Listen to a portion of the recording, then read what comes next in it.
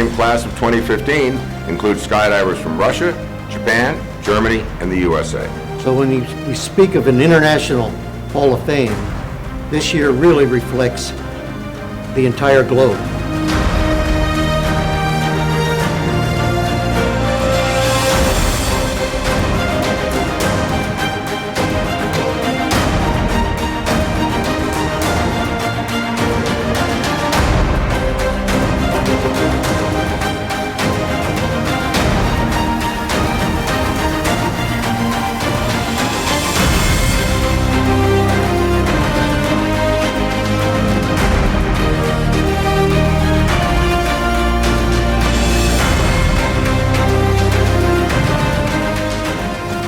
There are going to be stories, there are going to be personalities, people, such as myself, in the Hall of Fame who were so big a part of building the sport to what it is today.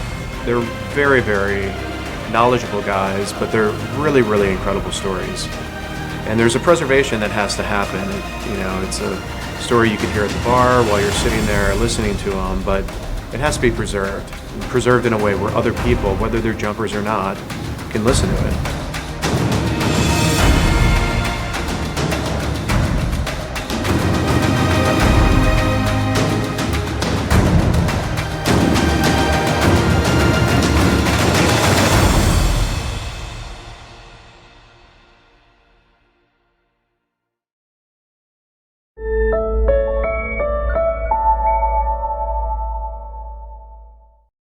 In the very beginning, Bill Otley, it was a dream of his that we preserve our history and the equipment that got us to where we are today. And it started in a Friendship Saloon in Tahlequah, Oklahoma, some 40-odd years ago. And Bill got together a cadre of supporters who were as enthusiastic and willing to take this endeavor on. And those people were Bill Otley, certainly, Lowell Bachman, Kurt Curtis, Gene Paul Thacker, Chris Needles, and myself. We floundered for a few years trying to figure out exactly how we were going to do this, because even back then it wasn't quite an opium pipe dream, but money was hard to come, harder then even than today. And it's tough enough today to raise money, which is the toughest job we have before us. And we've done a pretty fair job. Not the job we wished we had been able to do, but it's the people, the individual skydivers, a lot of the old people that have come forth with their savings and hard-earned money and to help this endeavor move along. And today things are going fairly well. Not exactly where we would like them to be, but pretty well. I just want to see it happen before I head west. And I think our target date of 2018 is realistic. And if we all meld together and take our wallets out, it'll happen.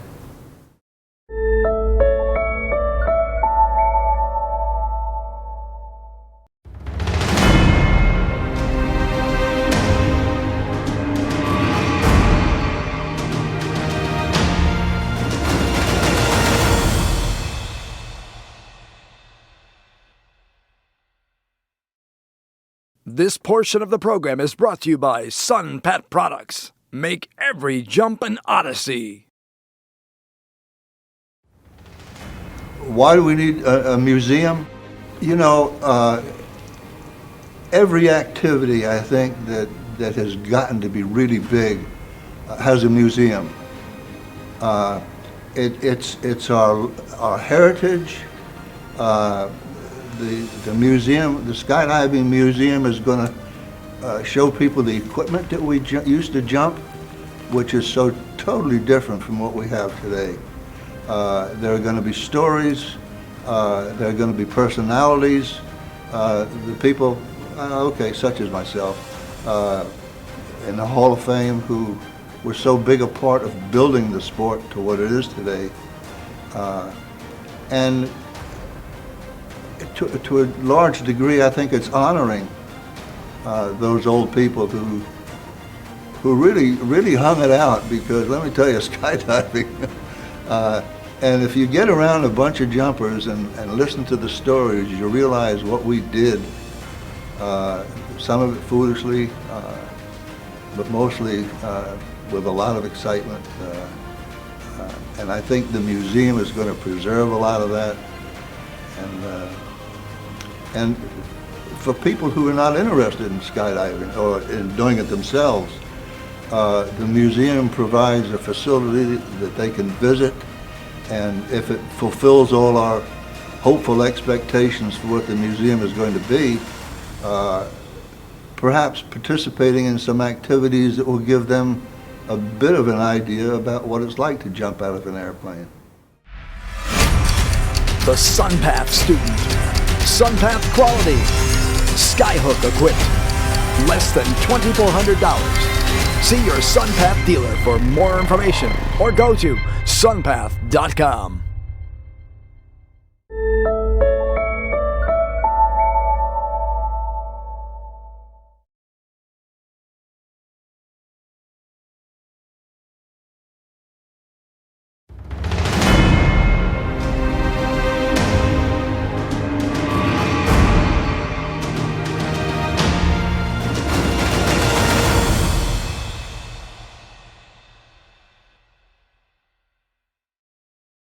This portion of the program is brought to you by ParaGear, serving skydivers and the world since 1960.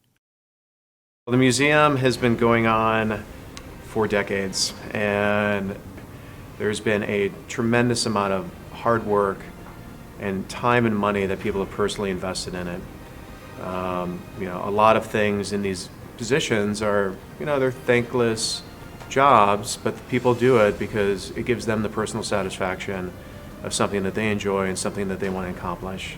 My family's been in the sport now for, business-wise, for 55 years, and in this sport actually jumping out of planes for even longer than that. Growing up in the sport, running around a drop zone as a kid, is something that, a lot of kids do, but you maybe don't appreciate until you're older. The fact of the people that you had a chance to meet, hang out with, the places maybe around the country you had to visit, or around the world that we were taken to international skydiving competitions in Africa or Europe, and get a chance to see the world at a very young age, and a very impressionable age as well.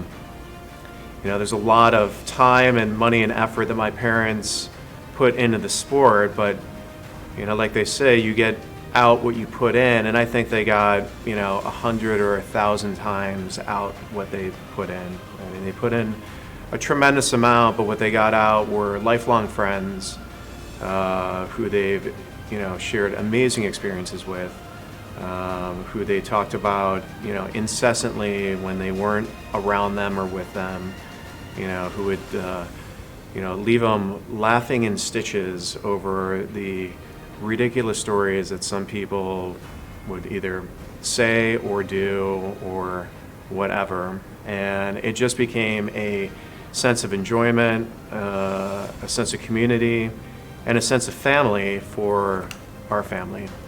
And when I was born and when my brother was born, on each one of those days, our parents called the United States Parachute Association and signed us up as lifetime members. So, I'm getting older, Jeff, but I've been a member of USPA for 41 years now, and my number is pretty low. Where did you make your jumps and do your training? So my parents sent me to Locarno, Switzerland to learn how to skydive, and that's an unusual experience, and I became the first American to get certified at Paracentral Locarno. And my brother went a couple years later with his friend, and they were the second and third Americans to get certified there. My father had always had an amazing respect for Urs Fresnick and Felix Hofstetter, and they ran and still do, a very safe operation in a beautiful area of Switzerland. And in his travels, he thought it would be an amazing place to go experience skydiving, experience the community, experience the people, and have a chance to really soak it in. And so for 12 days, I did that in Locarno, Switzerland, and it was an amazing experience, which, again, when you're younger, you appreciate, but I think when you're older, you truly appreciate how special it was. So with that, I'd also actually like to extend a thanks to my parents, Lowell Bachman, and to my mother, Doris Bachman. Dory, as most people knew her, and unfortunately she passed away about a month ago. It's a little strange for a lot of people here because she's been such a fixture, my father as well. But I can say with, everyone I've seen so far, there's nothing but a smile that was ever left on their face by either one of them, and sort of a warmth, in their heart. And that's always a good feeling to carry with you. And all of those stories and events need to be preserved and need to be able to be shown to people throughout the world. And the Skydiving Museum and Hall of Fame is going to be that thing. It's going to be beyond what I think the name has sort of become. It's going to be interactive. They're talking about 3D virtual reality.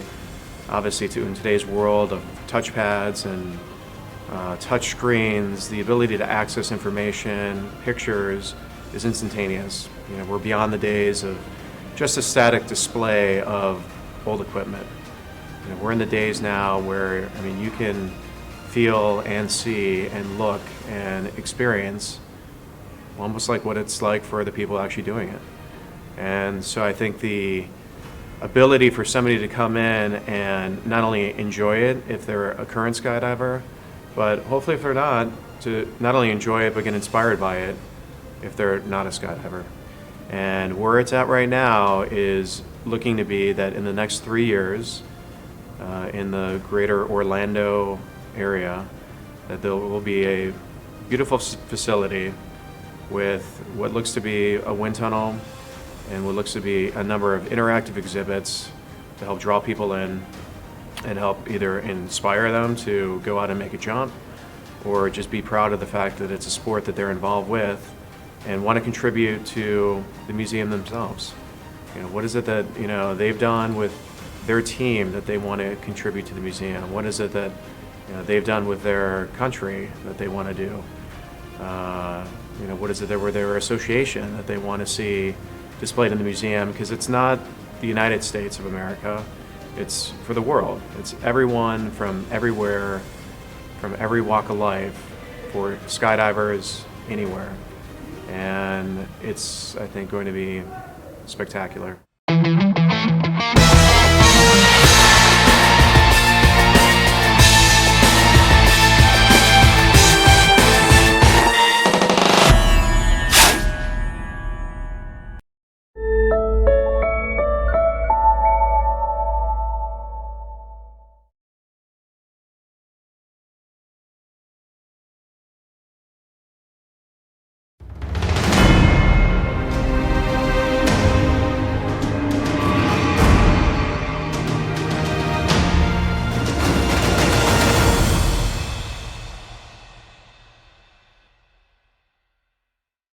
When I was still in Germany and had just come home from the office, I was in the house maybe for less than 5 minutes when the telephone rang, and Larry Potts was on the phone and told me that. I was more than astonished and very, very honored. I was at home, so I had no other chance than to tell it my wife. She has done only one job. And my 2 sons, but that was great. This portion of the program is sponsored by Cypress, the #1 in AAD technology.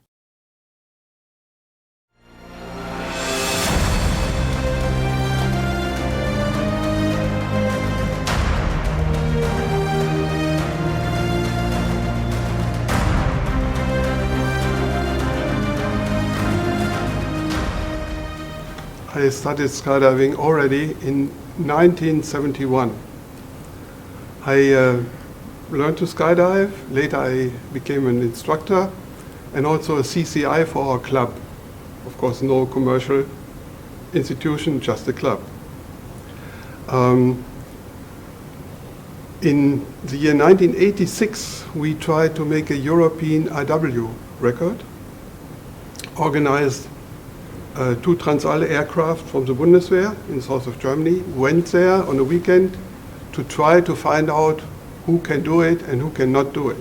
We invited approximately 100 people for that and tried to find out who is able. On the first day of this event, on a Saturday, there was a fatality, and unfortunately it was my friend, my best friend. We had gone there together by car. At that time, there were AADs, which we had to use already during the skydiving education, teaching people to skydive. But aside of that, nobody used AADs. That was understandable because all of those, and there were different brands, all of those tended to do unintentional activations. And people were afraid, very afraid of those. There were fatalities even because of that. And also, more than one time, a whole aircraft had crashed because the unintentional activation happened at a very inappropriate time, just on exit. Somebody was in the plane, the pilot chute went out, the reserve was blown out and hooked to the tail of the aircraft. So it slowed the aircraft so much down that it crashed. That's why basically everybody was saying, AAD, go away, that's not for me. Even if on a weekend somebody turned up having an AAD on a drop zone, these other people would have said, you want to jump with us, with that machine? Forget it, I don't do that. Everybody was afraid. And after the funeral, knowing all these things very well, I started to think about the possibility to change it. And my idea was, if it should have any chance of acceptance, then it must be a perfect device. Not something a little bit different or better or so. There would not have no chance that people would say yes. No, not at all. So because of that, I took a piece of paper and wrote down what I thought is an ideal AAD. And I listed 13 requirements. Of course, the first and most important is no unintentional activation. And then so on and so on and so on. And after that, I tried to find people that could help to find out if this idea could be realized, could be made practical or could be developed. That was very difficult because nobody outside the skydiving world could understand what it was about, but there were scientists needed because the idea was to make a perfect device. So it was very difficult. In the end, we worked for 4.5 years development time until the beginning of 1991. We were able to sell the first Cypress units. By the way, we needed a name, and as you know, nowadays the name has to be in English. So we chose Cybernetic Parachute Release System. And if you take the first letters of this together, then you get to this word Cypress, which people mainly know nowadays. I thought at that time that the problem connected to this idea is to be able to make it, to find a design that fulfills all these requirements. I later learned that that is important, but it's not the difficult part. The difficult part is to make such a high-tech device, which came out of it, it needs to be so, in more than a sample, in the quality that it fulfills what it has to do over a long time and with many units. That means the production of it is a real problem. It's unbelievable. I cannot outline all these things, it would take too long. But that is a real problem with it. Therefore, it is a very challenging affair, and I am still every day early in the morning there and leave mostly as the last one at night. But the all-over result until today is very satisfying. We have made approximately 83,000 of the first version, which was later called Cypress 1. That was until April 2003. From there on, we made the Cypress 2, which has a lot of advantages and is, to be honest, much better than the first version. And have meanwhile made 101,000 of those. And the whole time frame now is 24 years and 2 months and 16 days up to today. And I'm very, very satisfied that we have not seen any Cypress refusing to activate and to cut through the reserve loop when the conditions for an activation have shown up. That is the most important stuff for me. And I'm very, very glad that we could achieve that. And if you think of this basic situation, that a very difficult device in a quantity of 180,000 over 24 years does never make a non-function, that is crazy. But anyhow, Yes. it is the situation that we have.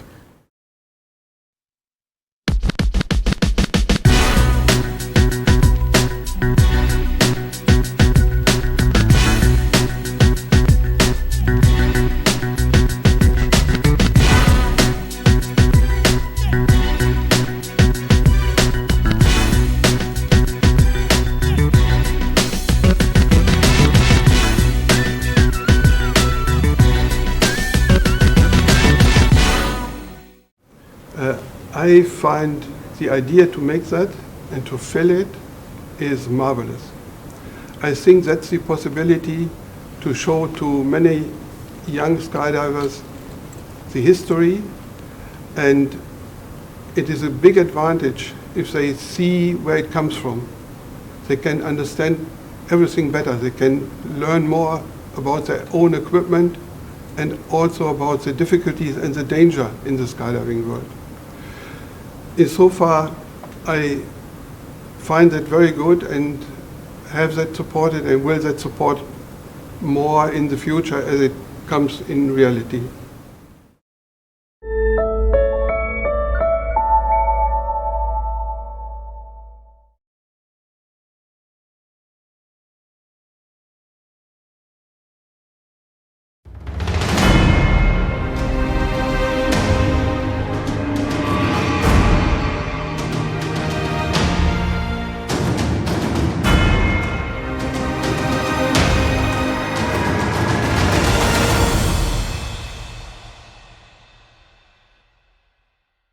Hi, my name's Regan Tetlow and this is Skydive TV. A very warm welcome to the 6th annual Skydiving Museum and Hall of Fame inauguration event. We're here at Ellington, Connecticut, and people are arriving just now, all next door in the Pioneer Lounge. All the pioneers of skydiving are here. Let's go inside, see who's here, and just see what's going to be happening over the next few days. This portion of the program is brought to you by SunPat Products. Make every jump an odyssey.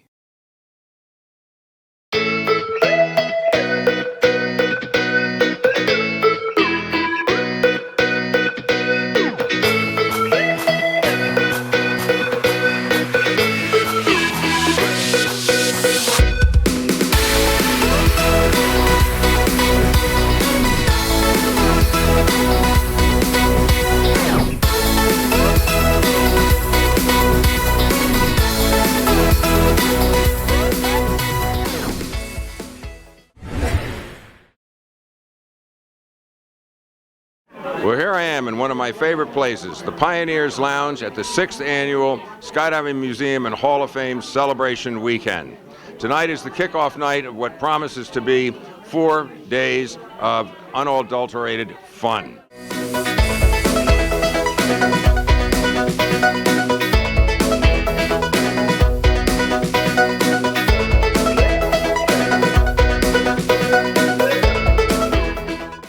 BJ, nice to see you again. Tell us how important this skydiving museum is. What does it mean for the sport of skydiving? Well, I think for the whole skydiving community, we built the sport. Most of it, some of us are still alive from the beginning days, Lou's here, and so it didn't just happen in one country. We developed it all over the world, and now we have an opportunity to get together as the world and build a replica of the history. And I'm excited as can be. The fact that we're going to do it now, we finally have the opportunity. I'm excited as can be. I think it's very important. It's a wonderful year. We've got three foreigners coming in, a Russian, a Japanese, and German.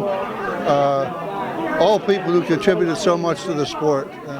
It's Skydive TV. This is Ellington. I'm here with Linda Miller. Linda, tell us a little bit about your role and your involvement in the Skydiving Museum. My role is that I'm the chair of the marketing committee, and I organize a lot of the jumper type stuff, the weekend that we're at right now, and trying to talk to people in the skydiving community about us building a museum. There's a lot of work that goes into it. You're trying to raise funds all the time. Behind us on the table, we've got shirts and hats. It's almost a full-time job. Yeah, it is just about a full-time job, but it's still, it's my passion. It's what I believe in. I really want to make it work. And there's two sides to it. There's the skydiving side that we want to have all the skydivers involved, and even if it's small amount of money, it's worth it. And then there's the development side where we're going after big dollars. But every skydiver should know that this museum is all about them, and we just want to we want them to be involved. So we want you to get involved as well. If you have any questions that you want to put to any of the inductees or anybody that's here this weekend, drop us a line. You can all the usual places on Facebook with the hashtag Skydiving Hall of Fame 2015, and we'll get those questions out for you as soon as we can.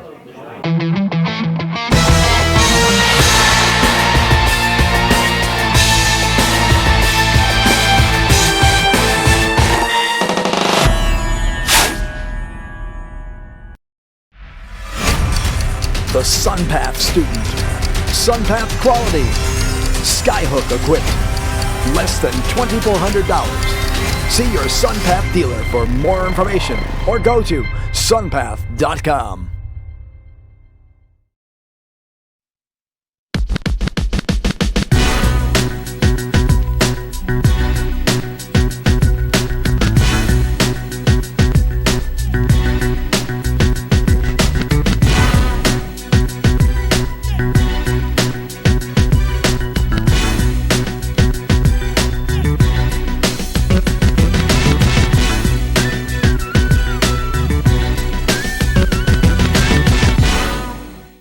And as always, if you have any questions for us here at Skydive TV, it's the usual hashtag Skydive TV. This portion of the program is brought to you by ParaGear, serving skydivers and the world since 1960. Here from Russia, inducted into the 2015 Hall of Fame, the amazing Sasha is going to give us a few words in Russian just to tell us how he feels about being here this weekend. Я очень рад, мне очень приятно быть в музее. Хорошо, что люди организовывают эту историю. Огромное спасибо всем, что меня пригласили. Ну, я что скажу? Я ничего особенного не делал, наверное. Просто каждый день старался выполнять свою работу. Поэтому вот нахожусь в качестве, так сказать, пионеров или героев, которых представляет музей. Я бы хотел сказать огромное спасибо, что это делается больше не для нас, а для следующего поколения, потому что когда нас уже не будет, следующее поколение будет знать о том, что были такие люди, они что-то делали для парашютного спорта, и нам, наверное, там тоже уже в небесах будет тоже очень интересно, когда о нас здесь на земле будут помнить. Hello, hello. Welcome back, Skydive TV. We're here with Kim. Kim, you got inducted into the Hall of Fame in 2013, didn't you? That's correct, I did. And how do you feel about being here this weekend with all these new people getting inducted? Well, this is really exciting for me because those are my friends. Nate Pond is a really close friend, and Bob Sinclair also. So it's exciting. I always like to come to the museum follow-up meets or have the new inductions because they're usually friends and they're exciting. It's a great thing for the sport, isn't it, that we're making this, we're putting it down, seeing who the people are who pioneered, and we're making a record of it forever. It's a really great way forward, I think. That's exactly right. Yeah, it's about 4 or 5 years ago I got together with Jim Hall and Michael Kearns, and we decided we need to really start capturing this. And it's really important that we capture from the mouth of the person that participated, that made the pioneering effort happen. So it's the Skydiving Museum and Hall of Fame weekend. It's the first night here at the hotel. People are arriving, saying hello to their friends that they've not seen for a while, having a cocktail. The plan for tomorrow at the drop zone, CPI, they've got the collegiate event. The forecast is not looking good. It could rain. It's a mixed forecast for the day. One thing's for sure, we're going to be here covering any action that happens and speaking to the people as they arrive. Keep watching, stay tuned. My name's Regan Tetlow, and this is Skydive TV.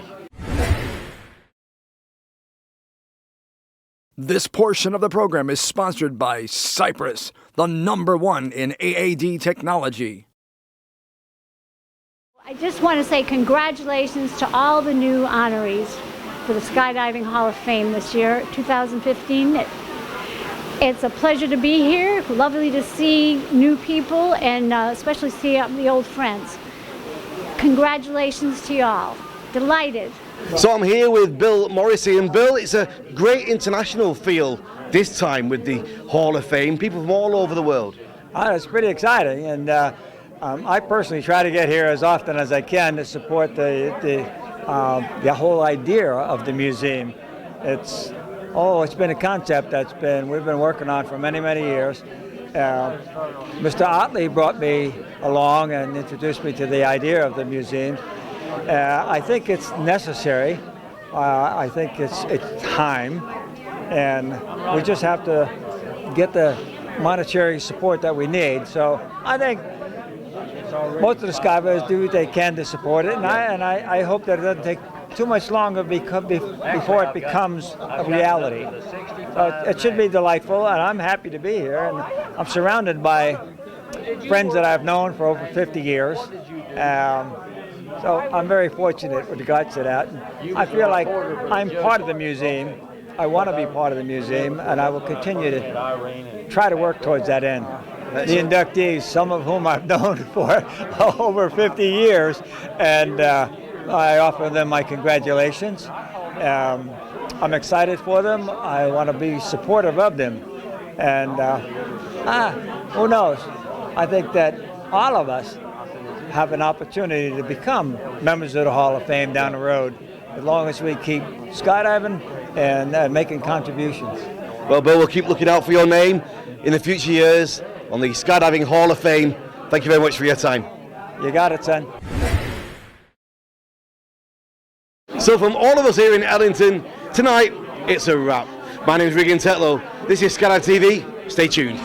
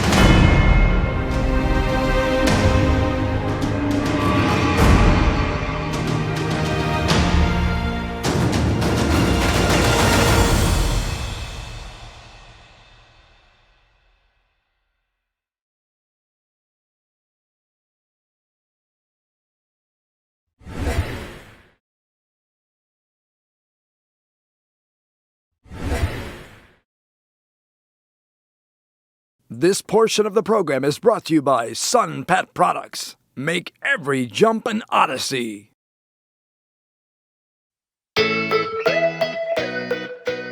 It's not summer anymore. I've been walking around in my Skydive TV shirt and my little hat, but I've had to change into the warmer weather.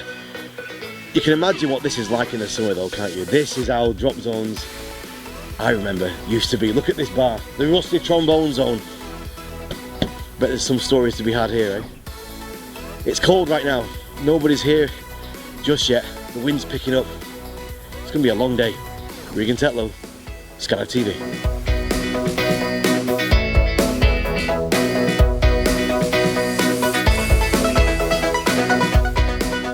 This landing area, it's quite tight. There's trees all the way around. Reminds me very much of where I started in the UK, up in the north of England. But the grass is gorgeous. Almost looks like a golf course.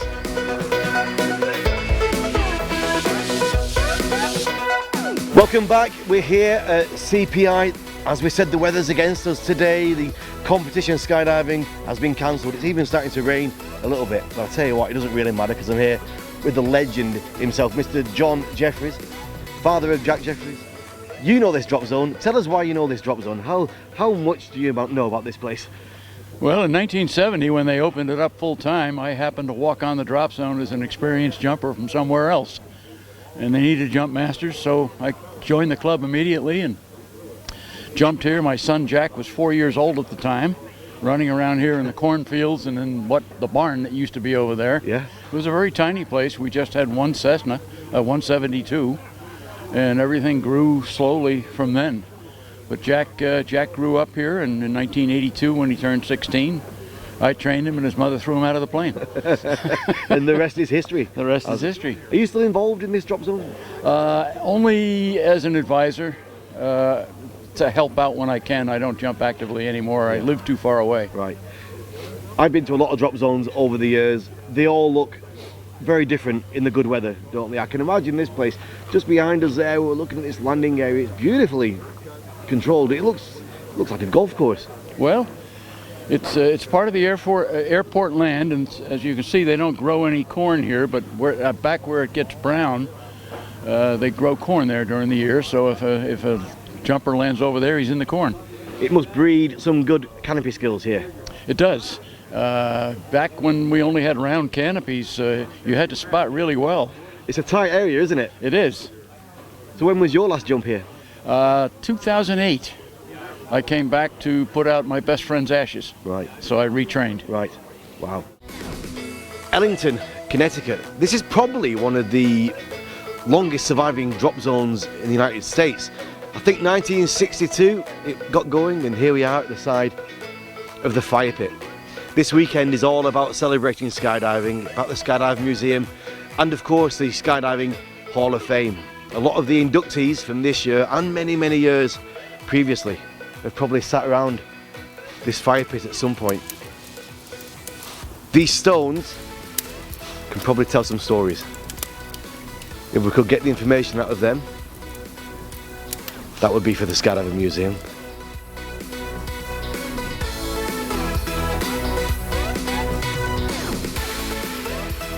So while there's nobody around, I've sneaked behind the bar.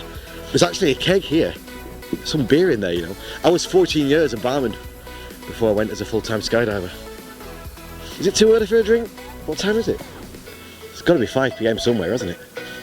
Regan Tetlow, bit thirsty, Skydive TV.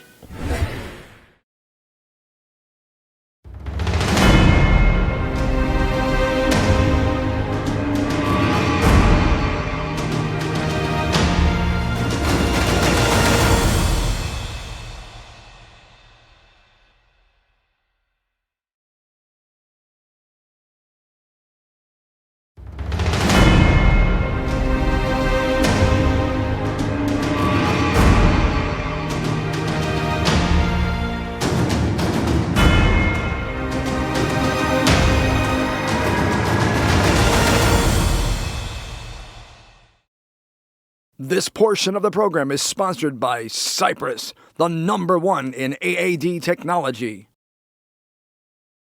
A very good morning, my name's Regan Tetlow. I'm here at CPI, Connecticut Parachutists Incorporated. It is the weekend, the Hall of Fame induction weekend, the Skydiving Museum weekend. Lots of things planned. There was going to be a collegiate competition here. The weather forecast is not looking good. I think that's been cancelled. One or two memorial dives may be happening this afternoon. We're here bright and early. People are starting to arrive. As they do, we're talking to them and finding out just a little bit more detail of what this weekend is going to be all about. My name's Regan Tetlow. This is Skydive TV. Stay tuned.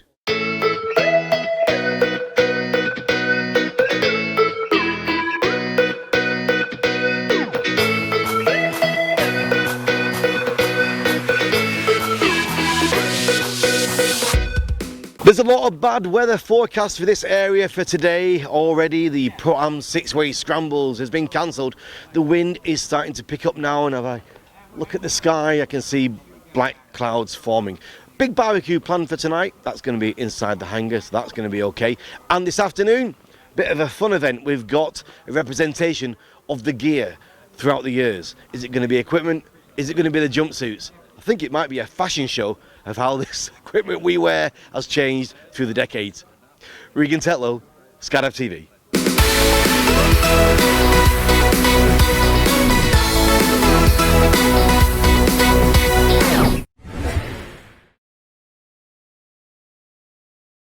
So ladies and gentlemen, a very good morning to you. It gives me a great pleasure from the Parachute Industries Association, thank you very much PIA, is proud to present a living display of skydiving equipment from the 50s through to today. Please, beginning with 1950, our model is a member of the 2013 Hall of Fame, modelling her own personal equipment, fully packed and assembled from the 1950s era. It is Kim Immers-Noor.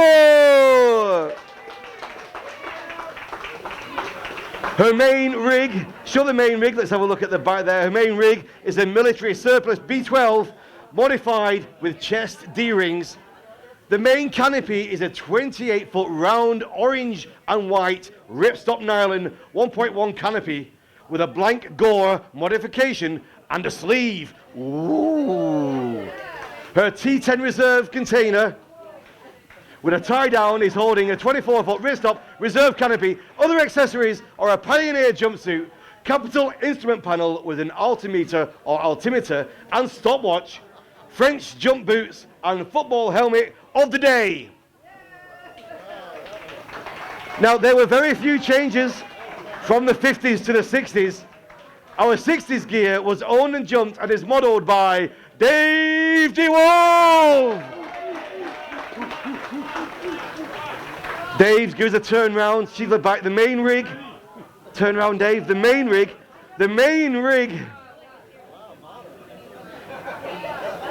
Where are we now? Here he is. So the main rig is a military surplus B4 modified with chest D-rings. We can see them there. The main canopy was probably a 28-foot C9 with steerable modification. Ooh. Yeah. He has a T10 A reserve container with tie down and reserve was probably a 24 T10A ripstop canopy. All gear and accessories were donated to the Skydiving Museum by Dave. He donated them to the museum, ladies and gentlemen. That's a fantastic thing. Have a walk through the crowd. It's a great honour to be part of this Skydiving Museum and Hall of Fame event here this weekend.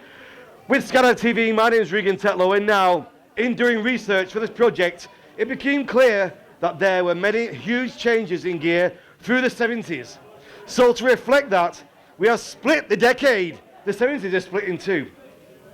The early 70s is modelled by Mary Thompson, the PIA administrator. Mary Thompson, ladies and gentlemen, PIA. There she is. You can see, comparing this rig with all that have followed, that the chest reserve was soon to be a thing of the past. Look, it's almost like my very first, that sounds like my first racer, to be honest. It's very much like that. Where are we now? I've lost my place. Okay, the main container is a strong fastback, and the main canopy would likely be a Paracommander 24 made of taffia fabric. The reserve container is a pop-top design by Dan Pointer, and the reserve canopy might have been a strong 24 steerable Lopo. The rig was donated to the Skydiving Museum by Strong Enterprises. Big round of applause for that. The jumpsuit and helmet were donated by ParaGear and have been jumped by Lowell Backman. Thank you very much. Big round of applause as you walk through the crowd. Front table, are we doing good? Front table, are we doing good? That's more like it. People at the back, can you hear me okay? No, obviously. This portion of the program is brought to you by ParaGear, serving skydivers and the world since 1960. All right, next up for the 70s, our late 70s, is modeled by Roberto Montanez. He's the president of the Parachute Industries Association.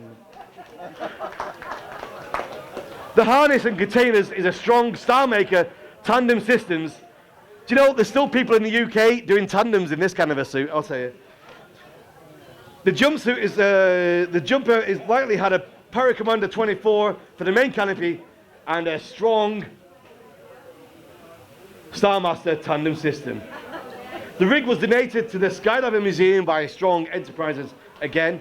The jumpsuit and boots were donated by Lou Sanborn. D1. But not those shoes, surely. Not those shoes.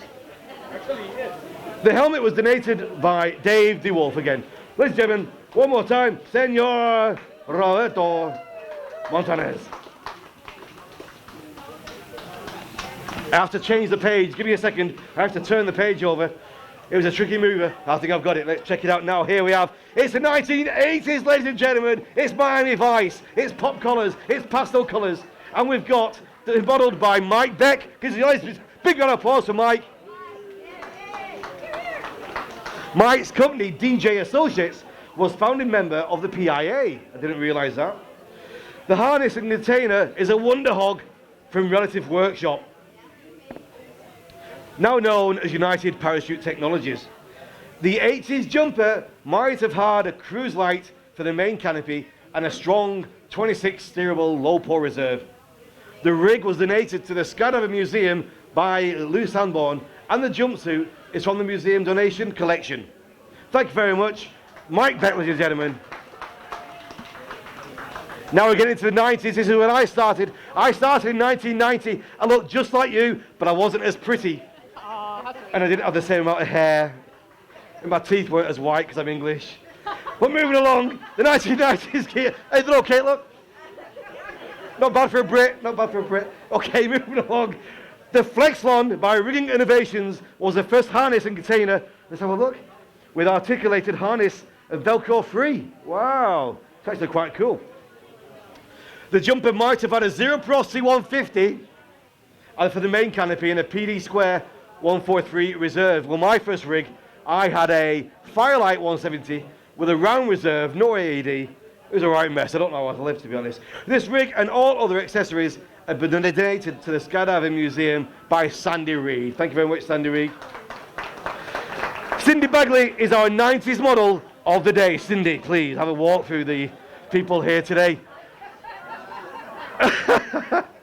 All right, we're moving into... Oh! I didn't want to get the decals wet. Let's have a standing ovation, please. D1's in the house. Okay, where are we up to? We've done the 90s. We are entering the new millennium, ladies and gentlemen. Our model is... Don't laugh, throw money. No, seriously, do throw money. It needs money. The museum needs money indeed. We are into the new millennium. Our model is Lou Sanborn. D1, the harness and container is, of course, the best rig on the market, the Sunpath Javelin Odyssey. It's a beautiful rig. His main canopy was a Flight Concepts 265 Star Trek 1 and a Flight Concepts 220 Fury Reserve. So it says here, I didn't write it. I didn't. The end of it? No, we don't finish yet. The rig and other accessories were jumped by Lou on his 7,500th jump. Wow! Wow! Does he have to take something off now? Is it like that kind of a club? The rig has been donated. How many is it? They all look the same to me. There's 2 zeros behind the 1. We're missing some zeros. The rig has been donated to the Skydiving Museum by the one and only Pat Thomas. I don't want to slow it down. I've been looking for a year and a half in my garage, my basement, throughout my house for my altimeter and my hook knife. I left it in Chicago on this rig. Give a big round of applause. D1, ladies and gentlemen. Nice rig, actually.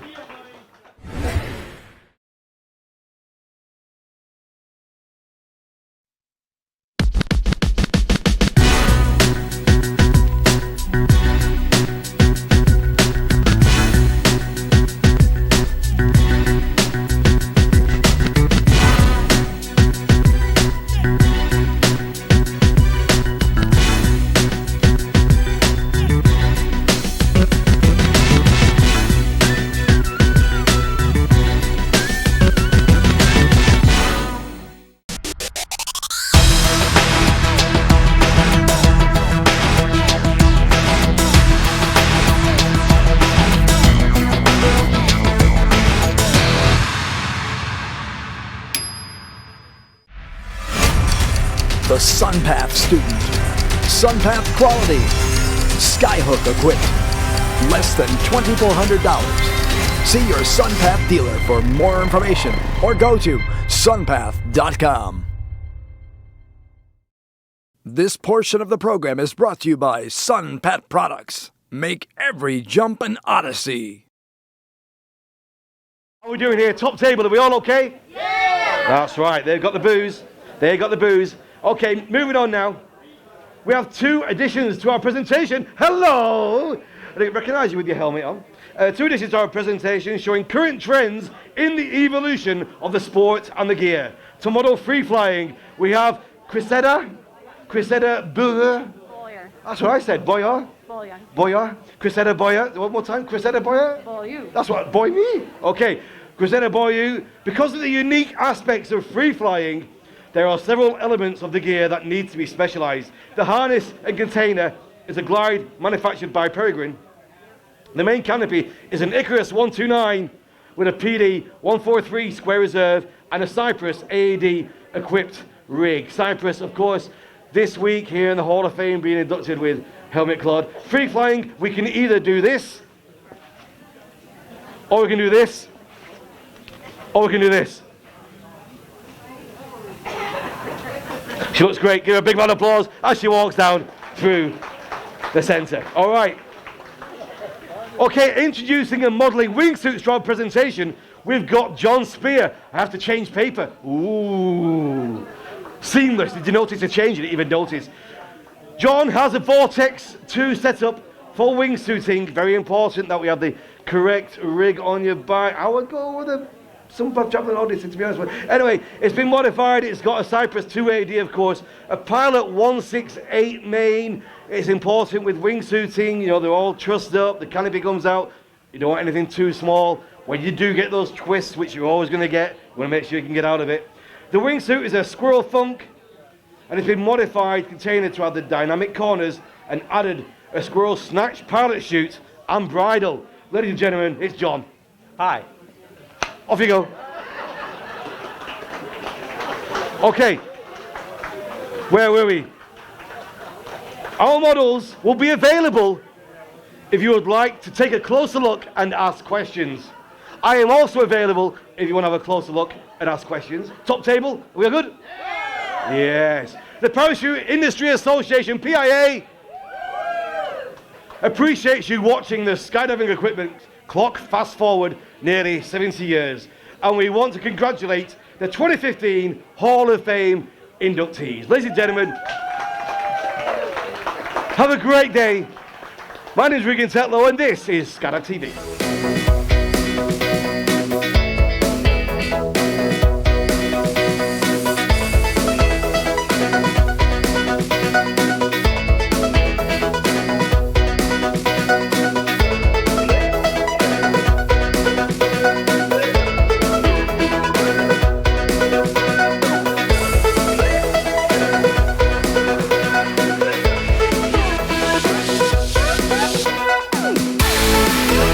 Yeah.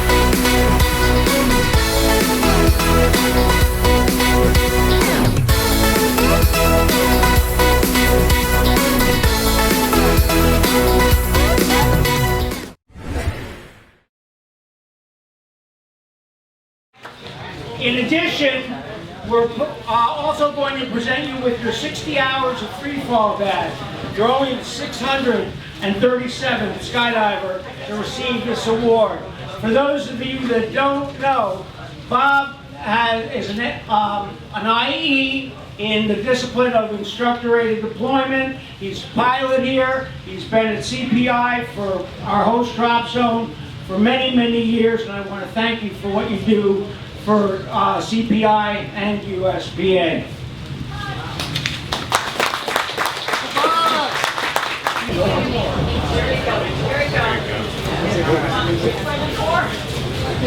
Roger Ponce de Leon, recent recipient of the USPA Gold Medal for meritorious service.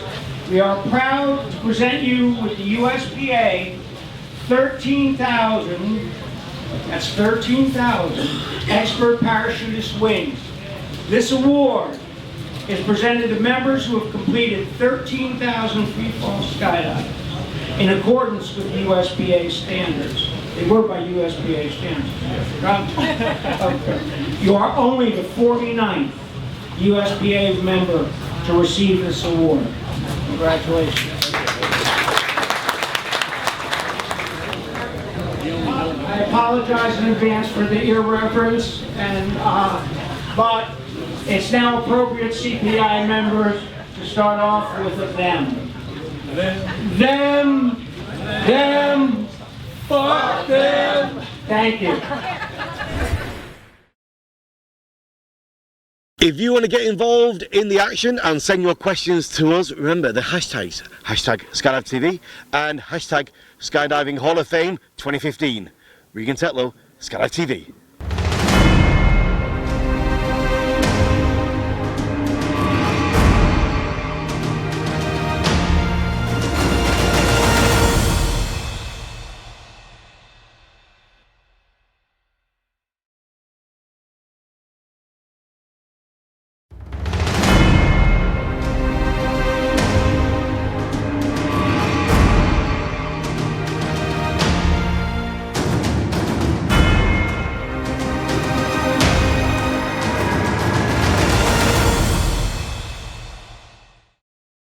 This portion of the program is brought to you by ParaGear, serving skydivers and the world since 1960. Hi, welcome back. This is Skydive TV. I'm Regan Tetlow. We're still here at CPI. The weather is still playing with us, a little bit of rain, still got the clouds there. We've just had lunch and the fashion show. Every decade of equipment and jumpsuits from the 50s, 60s, 70s, 80s, 90s and the millennium. We've just heard we might be doing the Memorial Ash Dive very shortly. I'm going to catch up with BK, Gordon Knight and from Sunpath and find out just exactly what's going to be happening right now. Regan Tetlow, Skydive TV. Jim, you were going to do a flag jump, weren't you, for this the weather memorial? just won't allow it. I don't want to do a flag jump in the rain. It's just not appropriate. We've got something even better. Bob Sinclair was in the 82nd Airborne, and I had a 82nd Airborne flag banner under the flag, but we can't do it in the rain. So we have a member of the Golden Knights, former member of the Golden Knights, who was in the 82nd. BK, I think you interviewed him here a moment ago. And he will be jumping, and I think that's fantastic that we've got a former member of the 82nd who will be paying tribute to Bob Sinclair, who was in the 82nd. And hopefully we'll get some good film footage of that, and I'm looking forward to it. Yeah, what do you think? It seems to be getting heavier, this rain now. It doesn't seem to be easing off like we thought it was going to do. We were fighting it all week. Come and go, you know, no rain, no rain, and now look. So I got to thank these guys for willing to get out there and make this jump, because we came all the way out here. And it's a good tribute to a fantastic guy that I've known for 35 years, Bob Sinclair. Well, thank you very much, Jim. This is Skydive TV. Stay tuned.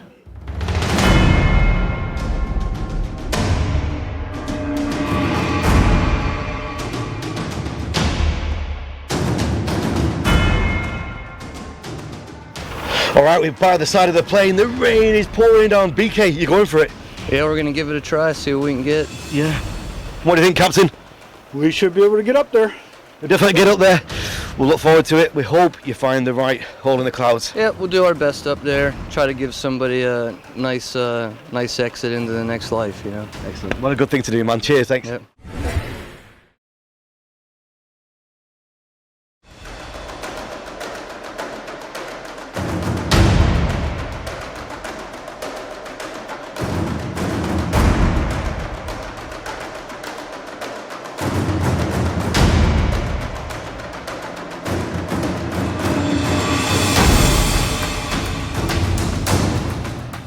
There we go, powering down the runway. BK X Golden Knight from Sunpath in the plane with the ashes for Bob Sinclair for his final flight in these terrible conditions. Regan Tetlow, Skydive TV.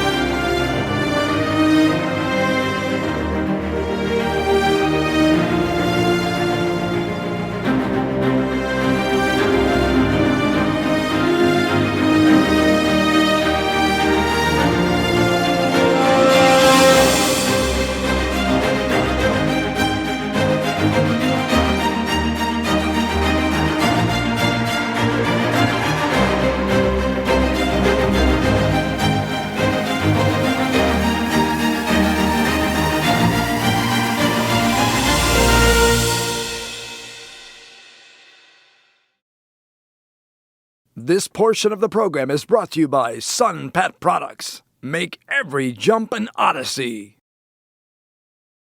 So we are back at the hotel bar. Today we had a lot planned. We had a competition for the collegiates. We had to cancel that because of the weather. It's been raining on and off most of the day.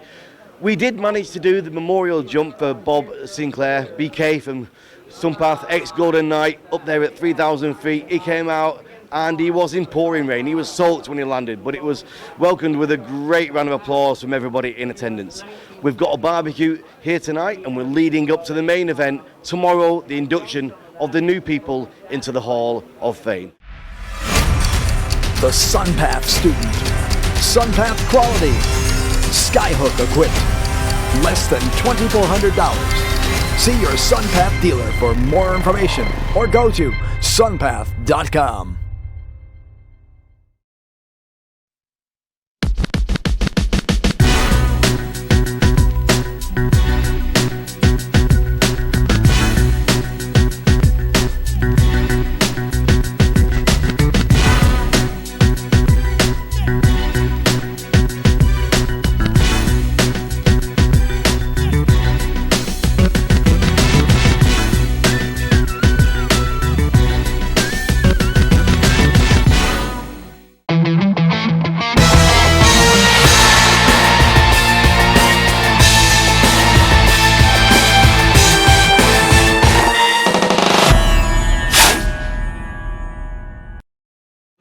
A great honour to be here right now with Pop. Pop, you're being inducted this year into the Hall of Fame. That must feel good.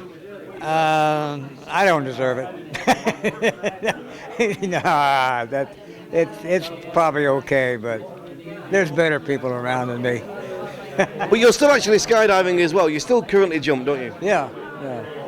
I'm considering, though, getting close to slow down a little bit, you know. I've been jumping out of airplanes since I was 19 years old. What year was your first skydive? 53. 1953. That's incredible. I think that's probably the earliest I've heard of. There had to be somebody other than that, like Lou. You know, there was a few. Unfortunately, a lot of them aren't with us anymore. It's been part of my life. I raised 6 kids and a wife, and we were in the jump business since they were that high, you know. And in fact, they're here taking care of me now. Well, you've still got a smile on your face, so that's what skydiving does for us, isn't it? Yeah, sure. I'm not a hero or anything, you know, and I just like to jump out of airplanes, you know. Well, it's being recognised, and you are being inducted into the 2015 Hall of Fame, so congratulations, Pop. Thank you. They'll probably forget about it tomorrow. This portion of the program is sponsored by Cypress, the #1 in AAD technology. So I landed from 4 flights here tonight, and I'm waiting for the transport to the hotel. Who walks through the door? My good friend, Helmut Claude. Cyprus, welcome, welcome. Thank you, welcome. Regan, how are you doing? I'm very well, my friend, very well. Inducted this year into the Hall of Fame. That must be a great honour for you. Yeah, that's great. That's great. I'm very honored. I'm very happy. I like it very much. When did you find out? What's the process? Do you get a phone call or an email, or how do you find out you've been inducted? Yes, I did get a phone call, maybe at 9:30 in the evening, from Lenny Potts some months ago, when I just had come home from work. The telephone rang. I did pick it up. I didn't expect that, of course. And then Larry was on the phone and said, "Hey, we have decided." So then he said already, "Congratulations." Fantastic. Welcome back. We're here with Adam from SSK. Adam, it's going to be a great weekend. Of course, I'm excited to be here. There's a lot of interesting people here, a lot of good stories to hear. Really looking forward to the Hall of Fame dinner event Saturday, and a lot of other exciting things. We'll see what happens. Adam, this is Skydiving Museum is a fairly new entity in the skydiving world. What do you think about it? I think it's great to preserve the history. We have to do it while we can. The sport skydiving, at least itself, really isn't that old yet, so it's really important, while we still have some of the pioneers existing, to hear their stories, capture the history, get it on film. I think it's a great idea. I'm really looking forward to the museum being built in the near future as well, and I'm glad to be a part of this event. I think it's very important to maintain our history before these people die. We've done a good job of getting most of them, but a few have escaped us, and without telling us, they've gone and expired. The idea of jumping out of a perfectly good airplane was rather terrifying. And I was terrified of my first jump. I will never forget it. I will never forget the feelings I had. And I am so glad I continued in it, because it has been the highlight of my life. I mean, not considering family and children and so forth, which are all wonderful in their own respect. But to be a skydiver is just, it makes you a member of this big family. And it's wonderful. All leading up to the main event of the weekend, the induction into the Hall of Fame 2015 tomorrow. Interviews in the morning, gala dinner in the evening. But from all of us here at Skydive TV, it's a very good night. My name's Regan Tetlow. Stay tuned.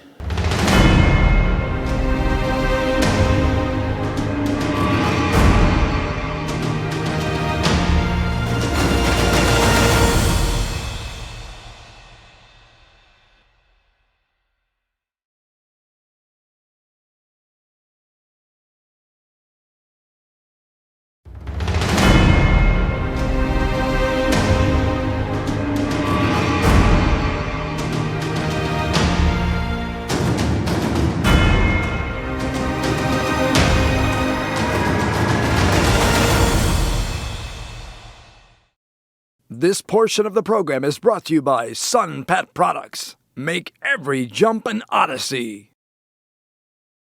Good evening, welcome back to Skydive TV. This is the main event. This is what we've been leading up to all weekend. It's Saturday night and we are about to induct 7 new skydivers into the Hall of Fame for 2015. This morning we did the interviews with all the new inductees, and at 7 p.m. we'll make our way into the banqueting suite and perform the ceremony. Right behind me now, all the members are gathering around for cocktails and canopies. You are watching Skydive TV.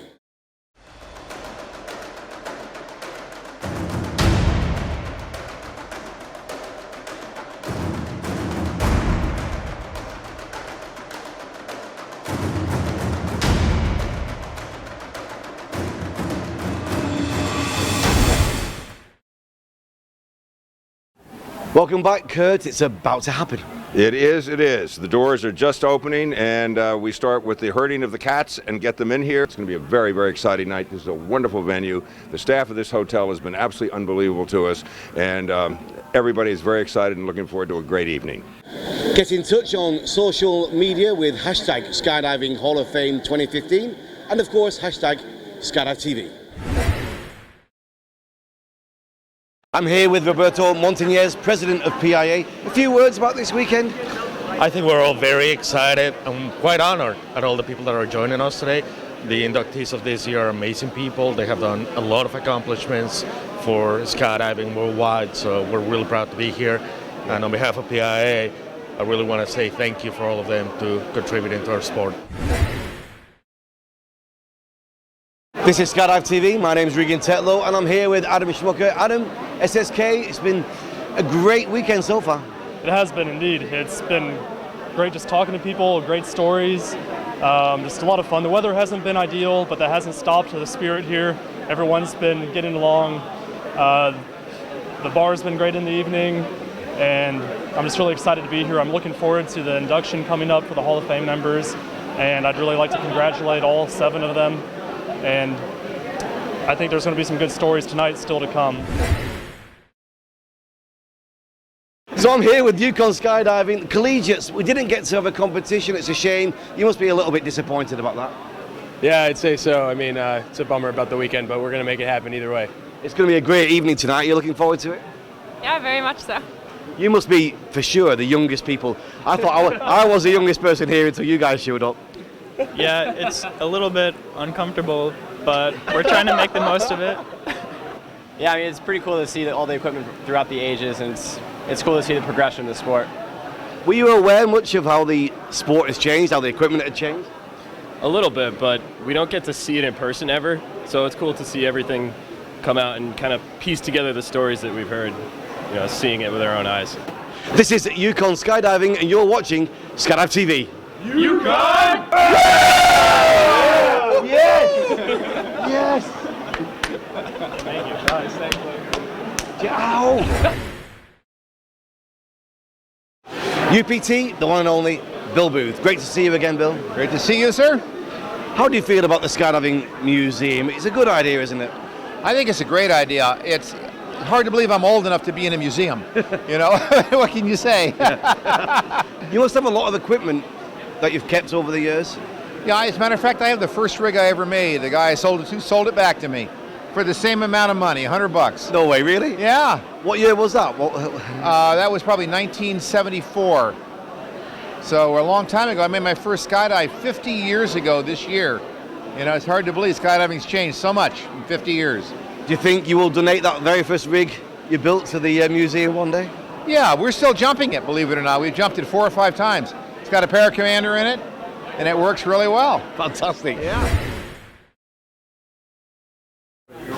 So this is it. The doors are open. It's almost 7 p.m. People are making their way into the banqueting suite. The salads are all set and the presentation is ready to go. We're going to bring you all the footage of all the speeches later. My name is Regan Tetlow. Stay tuned. Skydive TV. This portion of the program is sponsored by Cypress, the #1 in AAD technology. Since we last met, the museum, the skydiving world, and everybody who was fortunate enough to know her lost a wonderful person and a true friend. I'd like to ask you all to observe a moment of silence in honor of and in remembrance of Dory Bachman.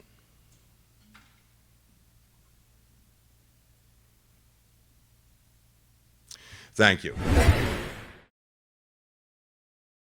National is no longer part of the name.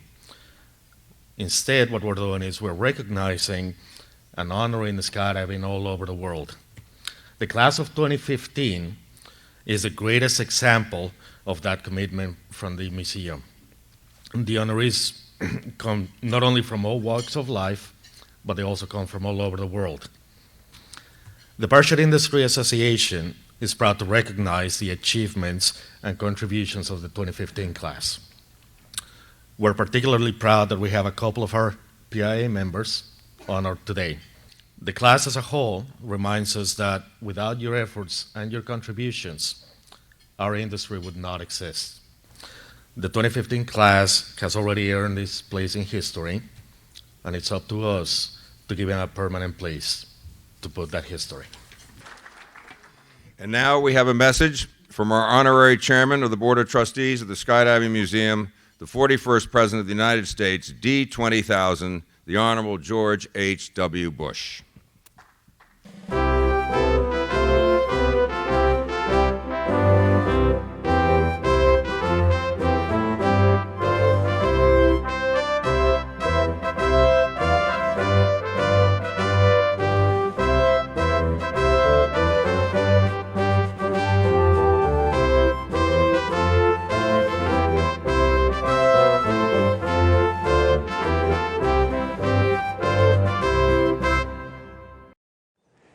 a great occasion to get so many wonderful people together.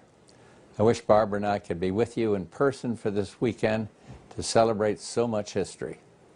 I'm honored to be the honorary chairman of this museum and part of this event. Congratulations to all of you being recognized tonight. I thank you for your many contributions to the sport. To the founding trustees of the Skydiving Museum, thank you for bringing our dream closer to reality. And for the rest of you gathered tonight, I thank you for your continued support of the National Skydiving Museum, our museum. All of you play such important roles. Now let's get this thing built.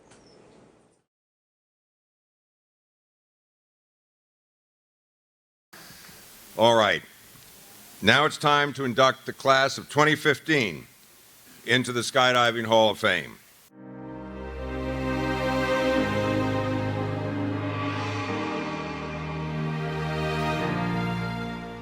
As a young civilian, 32 years ago, Yasuhiro Kubo learned how to jump in Japan, and then he honed his skills by visiting drop zones all over the world. Today, Kubo-san, or better known as Yasu to all of his friends, is not only the most accomplished skydiver in Asia, but he's also right up there with the highest level of skydivers anywhere in the world. During these past 32 years, Yasu has made more than 12,000 jumps, has led his 4-way and 8-way teams to the podium in 10 consecutive national championships, was captain of Japan's national 4-way team at 3 consecutive world championships, and changing gears, was Japan's free fly team captain for the 1997 World Air Games. Yasu does it all, as you'll find out. Yasu is also an accomplished CRW jumper and came over here to the Peanut State, and he helped build Georgia's first 27 stack. My teammate, my inspiration, and my friend, Yasuhiro Kubo. I'll take this jacket. So, I would truly like to thank the member of this museum, and I am so proud to see my old 16mm film camera, the G-Shock Watch USB version, and myself decorating the wall. I'd also like to thank everyone who came today. I'm 50 years old, which in my opinion is only about halfway done. But I will try my best always and continue to keep going strong. Somebody say, Jobs say, stay hungry, stay foolish. I'm always to tell myself to be crazy, much more important to be safe.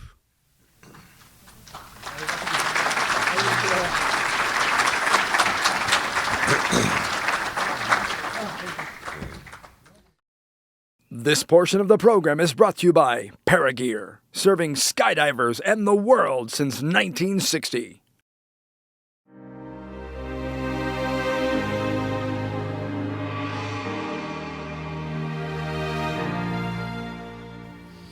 I've worked with many of the leaders of our skydiving community since 1975 when I first joined the USPA board, and few of them have shown the kind of integrity, dedication, and skill as my good friend Brenda Reed. Her organizational skills, attention to detail, and quiet patience makes her a pillar of our community in everything she's done. As a chief judge, a politician, skydiving business owner, wife and friend, along with her husband Sandy, a lifetime devotion to our sport.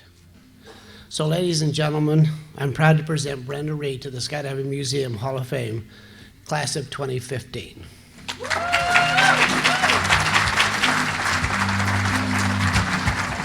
To my skydiving family, all of you and those worldwide. I am truly honored to be selected. And in a special place in my heart, to competitors and judges that I have worked with over the years.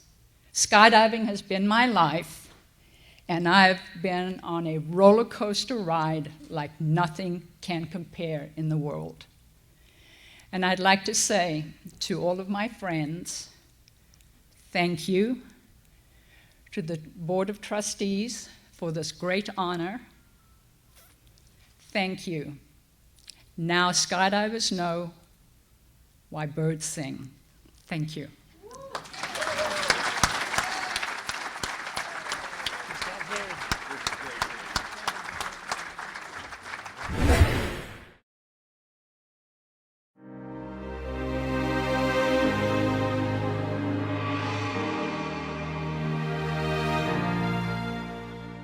Alexander Sasha Beloglazov, one of my dearest friends, a longtime competitor against each other, and the whole time we were competing, we were always best of friends. He's a legend in Russia, and he's a legend in the sport of skydiving, especially eight-way.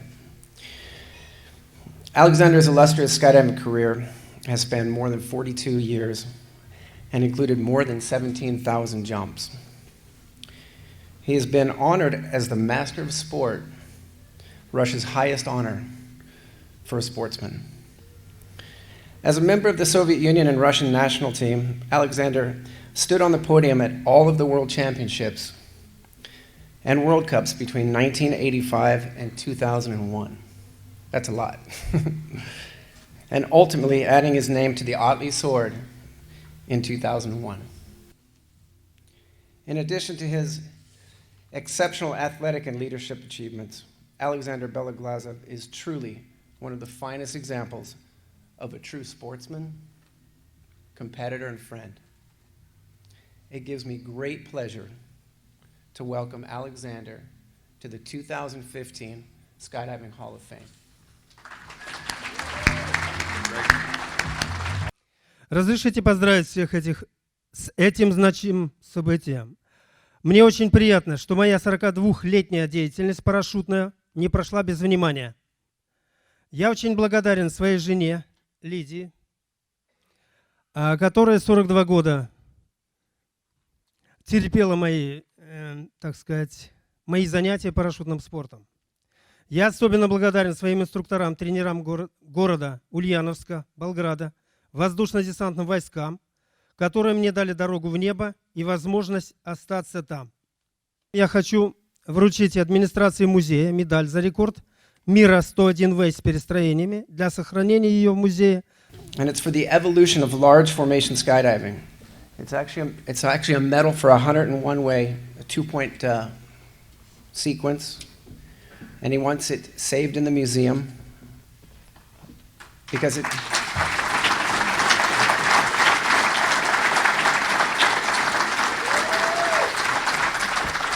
Because it was the first time that the medals were given for this record when it was opened up for international.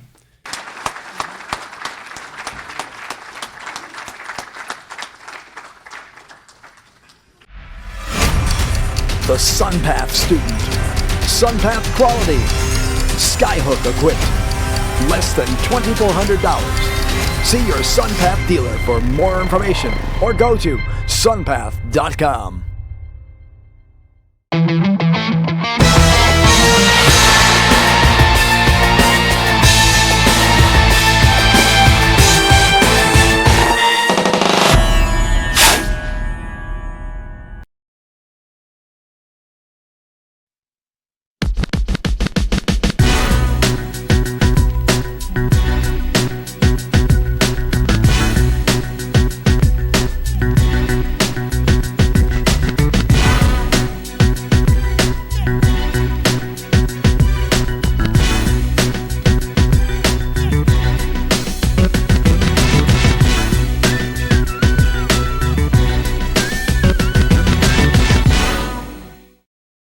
This portion of the program is sponsored by Cypress, the #1 in AAD technology.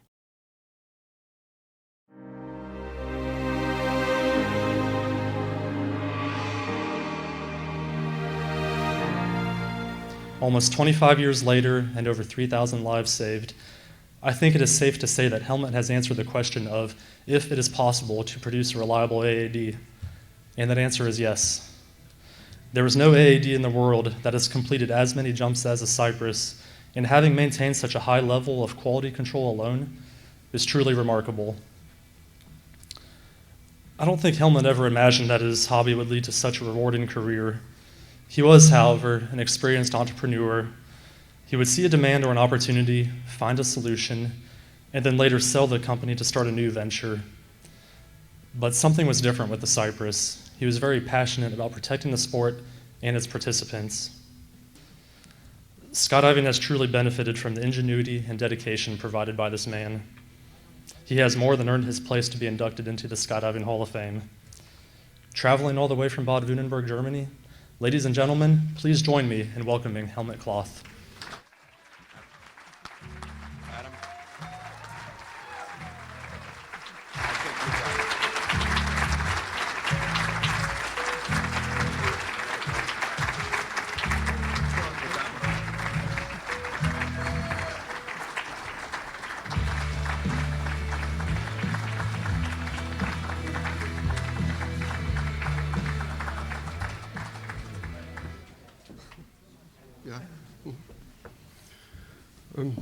Hello, everybody. I'm not a native English speaker, so I excuse my wording. Before I say thank you for the induction, I would like to tell you about one circumstance, which is, of course, Cyprus related. Since the beginning of the project, I had the idea to try to make an AED that should never fail to do its job. That is very hard, but I can tell you that the situation by today, to my view and to my knowledge, is that all the Cypresses that we have manufactured since the 10th of January 1991, that was the first day when we sold a Cypress, have always activated and always cut the reserve loop when the conditions for an activation have shown up.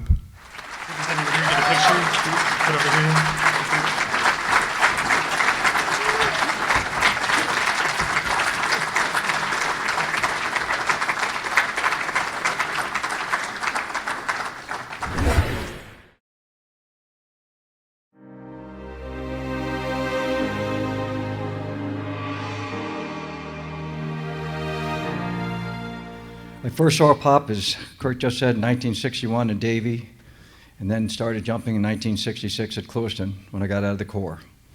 Last year at Palatka, Pop and 8 other jumpers made a 9-way celebrating Pop's 80th birthday and reunion of the South Florida Parachute Incorporated jumpers. His love and enjoyment of our sport is evidenced by his continued jumping after all of these years.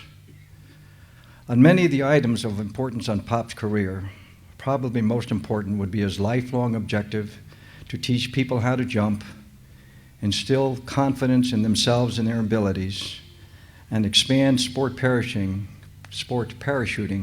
to what it is today. All I can say is thank you, Pop, for all those years of dedication, hard work, all the wonderful memories, the innovations that you introduced, invented, and designed, and all those that you helped along the way. It's been my honor to know you all of these years and to assist in your Hall of Fame induction.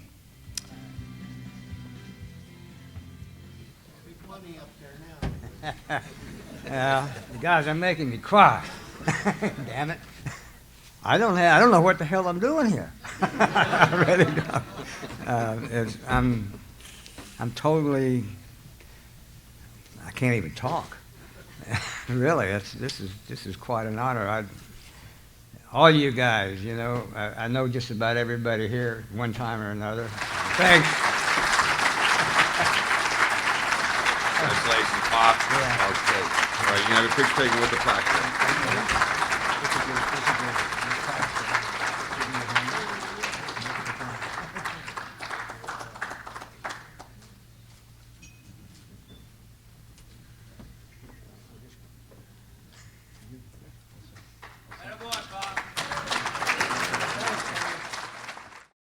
This portion of the program is brought to you by Sun Pet Products. Make every jump an odyssey.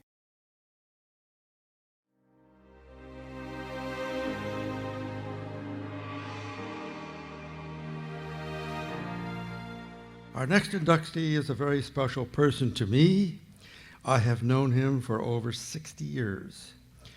He is very well known in the New England area, having been born in 1932, so he's younger than me, in Woodbury, Connecticut, in the town where his family had a dairy farm, which also had a private grass airstrip. Nate, in 1958, was a member of the second full U.S. team jumping in the world meet in Bratislava, Czechoslovakia, and Nate was the second highest scorer for the team. That was the year I was voted in as team captain because they were finished with Jacques Estelle. Not my choice. I didn't want to be captain. Another face. Wow. When Estelle gets this, my name is Mud. Another. I really don't think I meant to say that.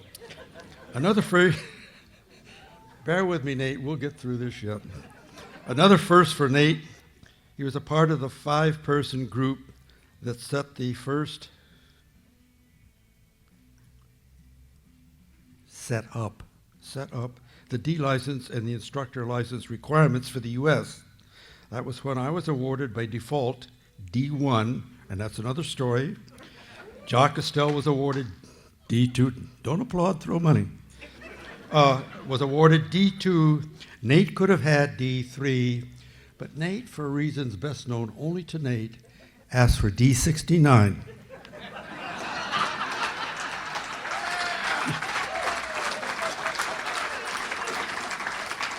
And he still doesn't talk about it. Nate's oldest son, God bless his soul, Gary, followed in his father's footsteps and asked for D6969. And both of these licenses, Bill Otley had to say yes or no because they were asked for in advance, and Otley said nobody but nobody ever gets anything in advance, particularly a pond. They both got their licenses. And that's true, Otley told me that. So let's put our hands together and welcome Nate Pond up here. Get your butt up here.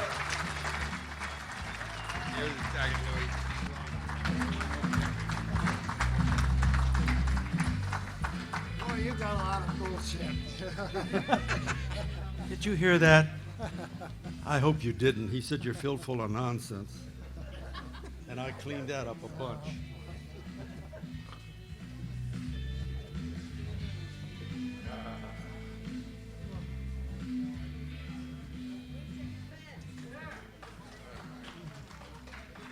Do we have to talk now? Not unless you know Braille. Well, I'm impressed, but there's a lot of other people that are highly more qualified than me to get this award, but they gave it to me, and I'll accept it. And let's see, what else? Oh, yeah. No, I forgot what I was going to say. That's all right. But yeah, as an end of my story here. Yeah. It's upside down. So Yeah. The end of my story is farting man's a man to hire, farting horse will never tire. Thank you. Then you can take the ramp.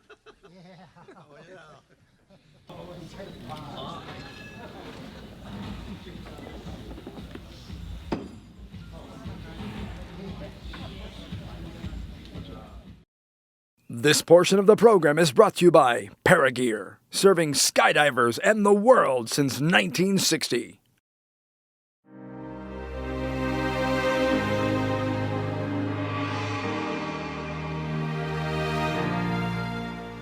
But tonight, let this tribute to Bob Sinclair also serve as a tribute to all the pioneers of our sport. Bob knew that we all played a part, large or small, in the history and development of the sport of skydiving as it is today. And all of you who have made a few or thousands of jumps, you, I hope, keep in mind that you are tomorrow's pioneers. Who knows what the future will bring us? Perhaps one day you'll leave the airplane with a jetpack and land without a parachute. We never know. Bob had an answer for every question and a resolution for every problem. He was a consummate teacher and instructor.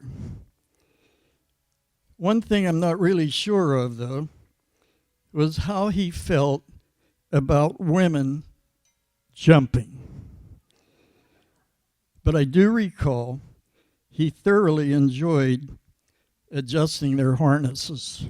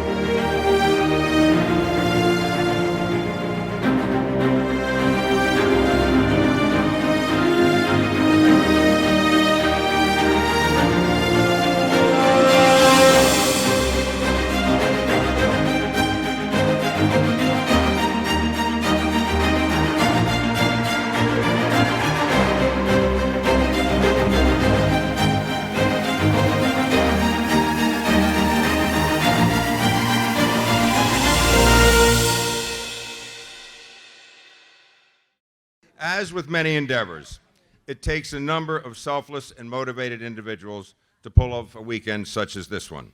Let me please take a moment to recognize and thank them for their contributions on behalf of the Skydiving Museum and this, its celebratory weekend. PIA, this evening's title sponsor. Connecticut Parachutists, our host and venue sponsor. I'd like to thank ParaGear, SSK, and SunPath for bringing Skydive TV, our media partner, to this event. The Skydiver Resurrection Award Group, Doug Garr and Tim Long, enforcer and founder, respectively. The reception sponsor, where we just had all the booze. The Special Operations Command Parachute Team, the Paracommandos, Kirk Knight, dinner and collegiate table sponsor. Larry Hill and Skydive Arizona, the inductees' dinner sponsor. Phil Chiocchio and Bob Lewis, our AV and video production unit. The law offices of Robert L. Feldman, Robert and Janine Feldman, guest giveaway sponsor. Pope Valley Parachute Ranch, the Pioneers Lounge sponsor. Strong Enterprises, Marcy Levanway, Pioneers of Sport Parachuting Reunion Lunch. Skydive Dallas, the DZ Food Court. Kirk Knight again, Inductees Hall of Fame Blazer sponsor. Cypress 2, Name Badge Lanyard sponsor. Dana and MK Engelstad, Collegiate Table sponsor. Tom Sanders for the USB cards containing Bob Sinclair's more memorable jumps. Skydive Paris, Pro-Am Fun 6-Way Scrambles Competition, Michael Kern's EFS Collegiate Invitational 4-Way with Accuracy, John Goswitz. Swoop and Chug in memory of Dory Bachman. Dory would have liked that event. And finally, our advanced operations team consisting of Linda Miller, Mary Lou Laughlin, and Nancy Kemble. All of our table sponsors, who are too numerous to mention, but they're all listed in the book, so take a look and say thank you to them. And finally, but certainly not least, the real backbone and driving force behind the Skydiving Museum, our museum administrator, Nancy Kemble. And that, ladies and gentlemen, concludes our 6th Hall of Fame induction ceremony. Skydiving Hall of Fame class of 2015 is complete.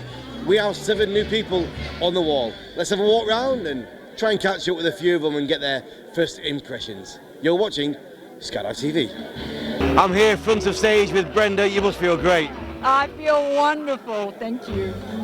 This picture is an incredible, it's very well mounted. It's a lovely piece of work. Oh yeah, don't you like the hair coming through the helmet? I wish I had some. Have you got your place for it yet? Do you know where it's going to be? No, I haven't thought about it.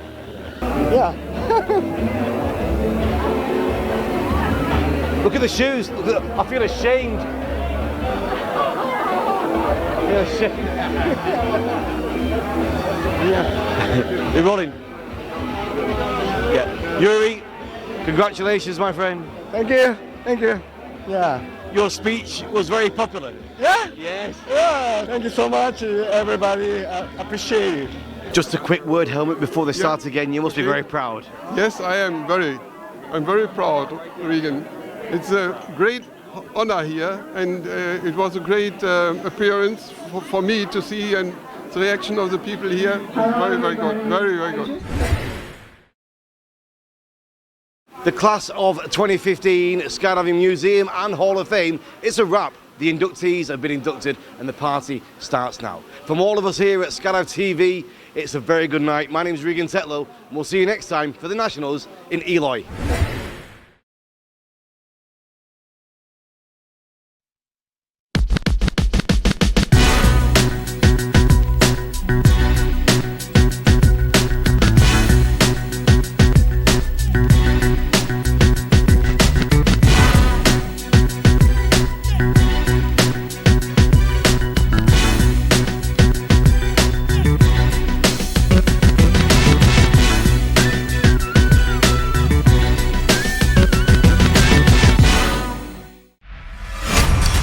The SunPath student.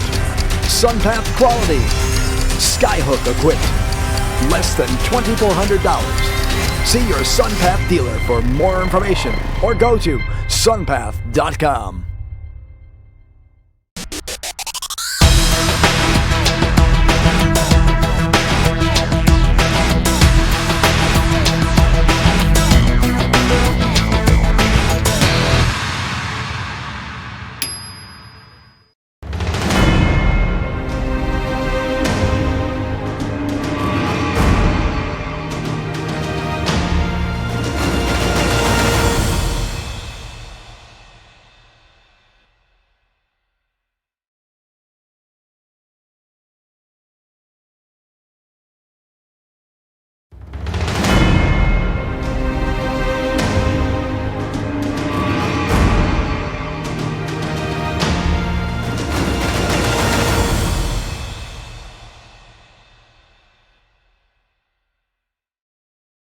This portion of the program is brought to you by SunPat Products. Make every jump an odyssey.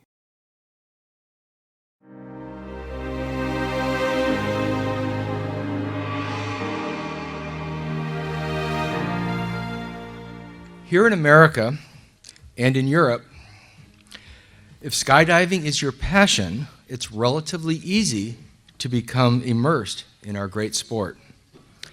In Asia, however, skydiving is not so easy. The few DZs that do exist are mostly there for the military, by the military, and not so much for civilians. But not to be deterred, as a young civilian 32 years ago, Yasuhiro Kubo learned how to jump in Japan, and then he honed his skills by visiting drop zones all over the world. Today, Kubo-san, or better known as Yasu to all of his friends, is not only the most accomplished skydiver in Asia, but he's also right up there with the highest level of skydivers anywhere in the world. During these past 32 years, Yasu has made more than 12,000 jumps, has led his 4-way and 8-way teams to the podium in 10 consecutive national championships, was captain of Japan's national 4-way team at 3 consecutive world championships, and changing gears, was Japan's free fly team captain for the 1997 World Air Games. Yasu does it all, as you'll find out. Yasu is also an accomplished CRW jumper and came over here to the Peanut State, and he helped build Georgia's first 27 stack. About 25 years ago, Yasu's father suddenly passed away, leaving Yasu in charge of the 2 family businesses.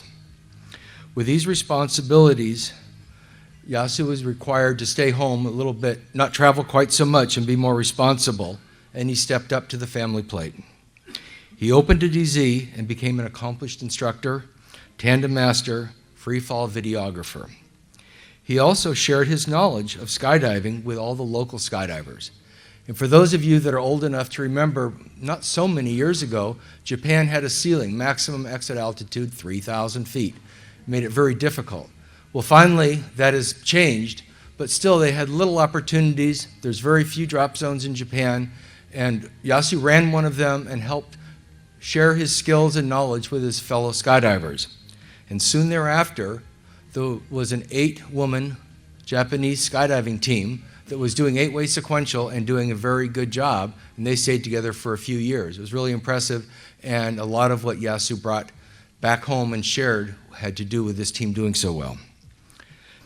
Yasu's great skills in the air and his gentle nature on the ground opened up many unique opportunities. He earned large formation world records on the 282-way, the 300-way, and the 400-way. He also helped build the first 81-way diamond, 84-way Rubik, 100-way long diamond, 100-way zipper, and 100-way jewel. And for those of you that this sounds like Russian, these are all very, very difficult formations for anybody in the world, and Yasu held his own and was a very strong team member. Yes, he's Japanese, but he is measured, and he's here tonight because of his great performance on every level with everybody that might be out in our sport. He's just a tremendous athlete. As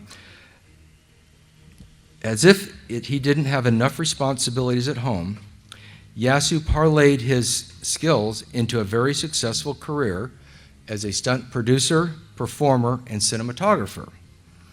He is the best known and easily recognized skydiving stuntman on Japanese TV.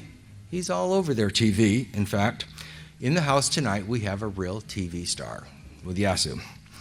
To help these pursuits, he bought a 16mm camera from Carl Banish many years ago, and today he is donating this camera to the museum for us to be able to put on display when we get our museum built. Also, he had an opportunity to do a marketing deal with G-Shock Casio watches. He came to USPA and said, hey, look, I think I can do something. Can we put your logo on these watches? And Chris Needle said, sure, let's go with that. And so Yasu was able to get a licensing deal for $10,000 from G-Shock for us. So he is every bit as generous as he is humble, a great sportsman and a great human being.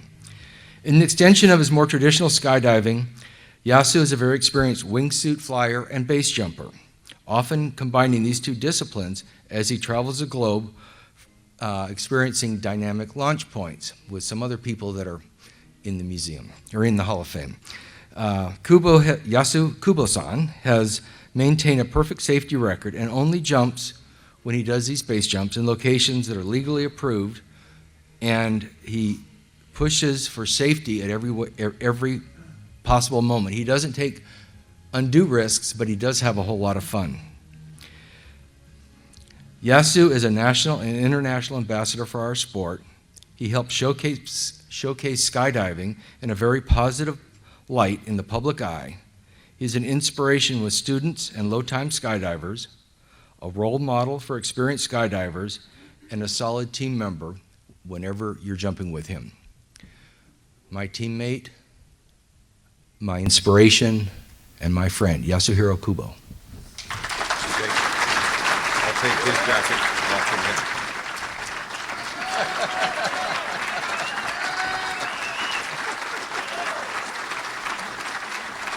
I'll take your jacket while BJ puts that one on.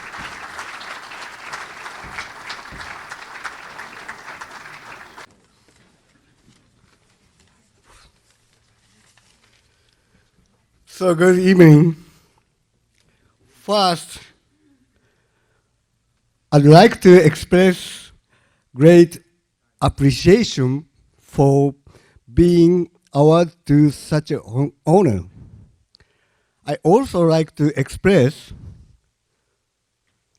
from the bottom of my heart my gratitude to everyone at museum for inviting me here for such a wonderful opportunity.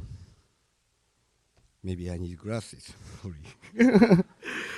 So last time I spoke in front of this many people in America was at the 300 Way World Record Party in 2002. But at that time, I was inspired to speak because I was drunk on tequila and stormed the stage uninvited. Today, I only had little drink. And added pressure today, I had to make a long speech and not a short, drunken rambling of last time. I have never lived in an English-speaking country, so I am not able to speak English well. Right now, I am more nervous than when I was making my first jump in my 20 years old, or my first kiss in my teens. Today, I was so lucky to be giving this award with my good friend, Alexander Sasha, and Mrs. Brenda Reed. About 30 years ago, when I was in competition, it was 1988 money meet in Coolidge. Brenda Reed, she was a scary judge who took first, it is minus point, she gave us. So I thought there was no problem, but she said we had an uncontrollable exit and took 3 points off. You may take some point off this speech, but please, I beg you, don't hit me with a bus tonight. Okay?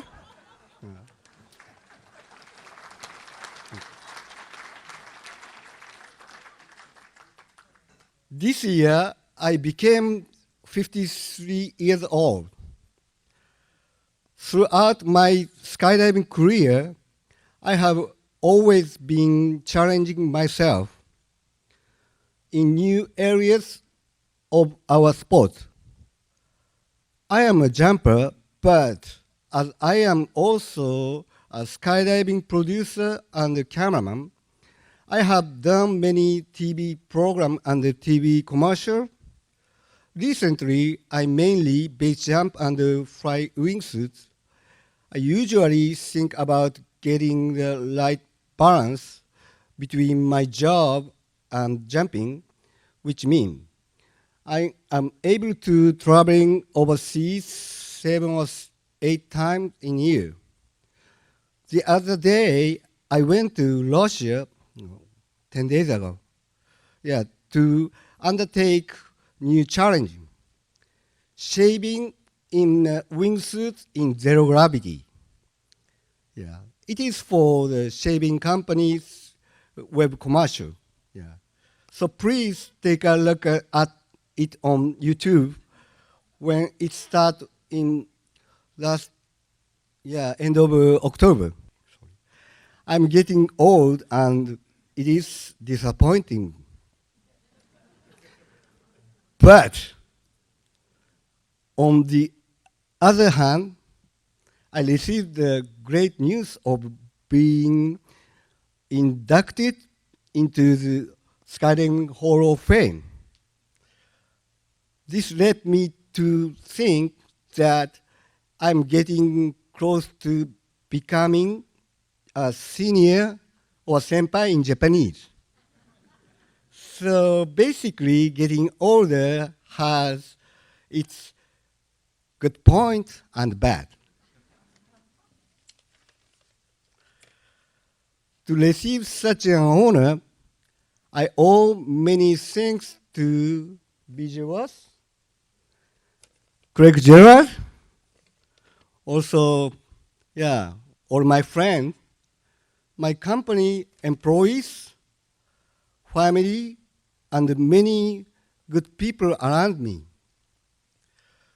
As my mother has been an essential part of my company in accounting for the many years, she has to stay in Japan to manage account, and this unable to here today to share in this moment with me.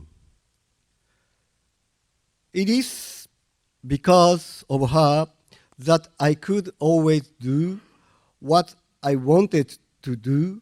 I really want her to be here today to tell her how much I appreciate her in this moment. I love mother. Too much. So, thank you. Also, my children are not able to be here, so please consider having this ceremony in Japan next time.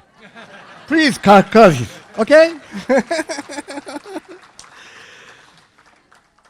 So, I would truly like to thank the member of this museum, and I am so proud to see my old 16mm film camera, the G-Shock Watch USB version, and myself decorating the wall. I'd also like to thank everyone who came today. I'm 50 years old, which in my opinion is only about halfway done. But I will try my best always and continue to keep going strong. Somebody say, Jobs say, stay hungry, stay foolish. I am always to tell myself to be crazy, much more important to be safe. Please expect my best is still to come. Please look forward to many future with high expectation. Sorry. So BJ said, normally people talk, speech, more than 5 minutes. So I speak more 5 minutes. Yeah. We'll ask Brenda. No? Let's ask Brenda. I hope. Okay. Please do not me, Brenda. Please do not me with another birth. Thank you.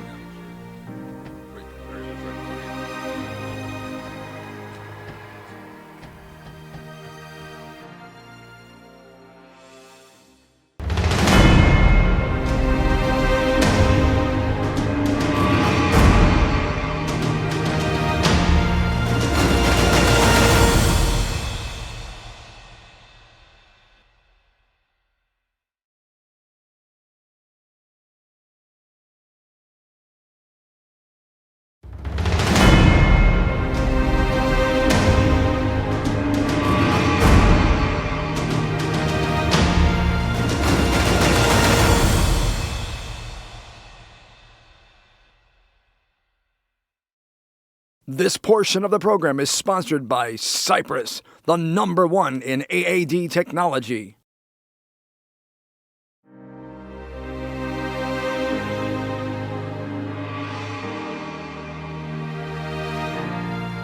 Helmut Cloth began his jumping career in 1972, and just 2 years later he became a skydiving instructor and the CCI for his German parachute club. Many of you may not be aware, but Helmut was also a canopy test jumper for various manufacturers. In 1986, he was one of approximately 85 jumpers trying to achieve a new European RW record in Bavaria. During one of these attempts, a tragic event occurred. Helmut lost a very close friend of his, Freddie Leitzing. Freddie, like 99% of skydivers at this time, did not have an automatic activation device. Although there were AADs on the market, for many reasons, whether valid or not so valid, those that had a choice decided not to use them. The majority of jumpers using AADs were students or the military.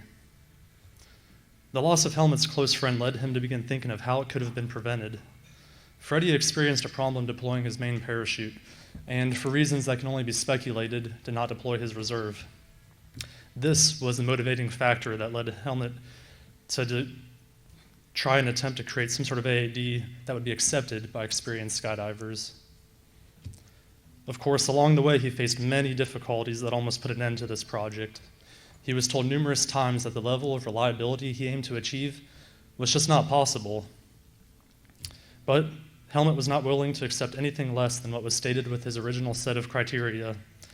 There was no financial consideration when trying to achieve the quality for which he aimed. Feasibility was always an afterthought. It's one thing to develop a product where there was already a high demand, but for AADs at that time, there was no demand. In fact, it was the opposite. People didn't even want this product. After many challenges, a major milestone had been reached. The first Cypress was sold in 1991. This was only the beginning, though. Now Helmut had to convince people why they should use the Cypress. Given the nature of an AAD, the Cypress had to be one of, and arguably the most reliable piece of equipment in a parachute system. Otherwise, it could jeopardize the lives of everyone on board the aircraft in the event of an unintentional activation. After several years of proving the Cypress reliability in the field from jumpers all over the world, it eventually became so common that it was strange if you did not jump with an AAD. Through his efforts, Helmut had created a complete shift in how people viewed AADs. Almost 25 years later and over 3,000 lives saved, I think it is safe to say that Helmut has answered the question of if it is possible to produce a reliable AAD, and that answer is yes. There is no AAD in the world that has completed as many jumps as a Cypress, and having maintained such a high level of quality control alone is truly remarkable. I don't think Helmut ever imagined that his hobby would lead to such a rewarding career. He was, however, an experienced entrepreneur. He would see a demand or an opportunity, find a solution, and then later sell the company to start a new venture. But something was different with the Cypress. He was very passionate about protecting the sport and its participants.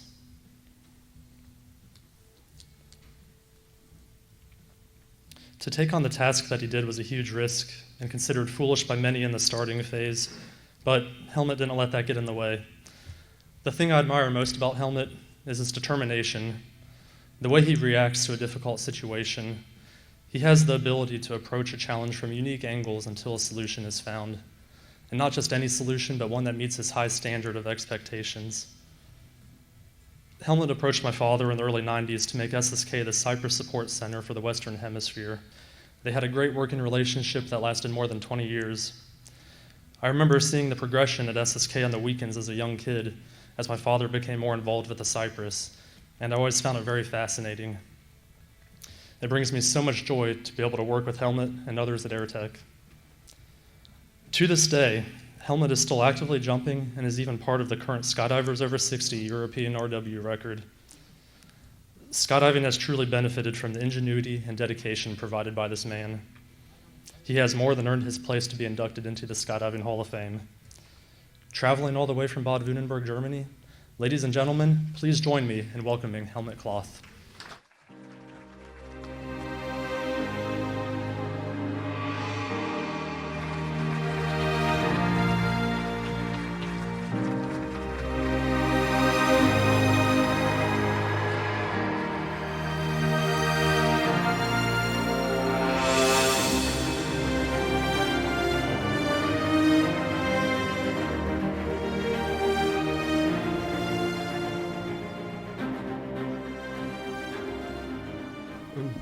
Hello, everybody.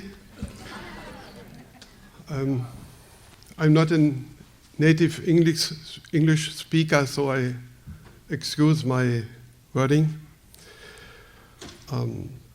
Before I say thank you for the induction, I would like to tell you about one circumstance, which is, of course, Cyprus related.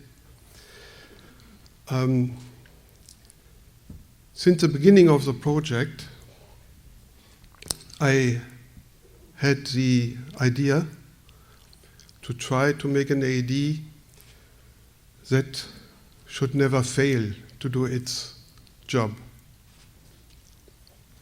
That is very hard, but I can tell you that the situation by today, to my view and to my knowledge, is that all the Cypresses that we have manufactured since the 10th of January 1991, that was the first day when we sold a Cypress, have always activated and always cut the reserve loop when the conditions for an activation have shown up. That was a vision, and meanwhile it's a passion.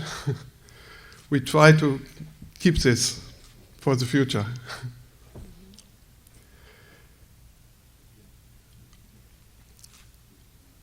Aside of that, I want to say that I'm very honored to be inducted into the Hall of Fame.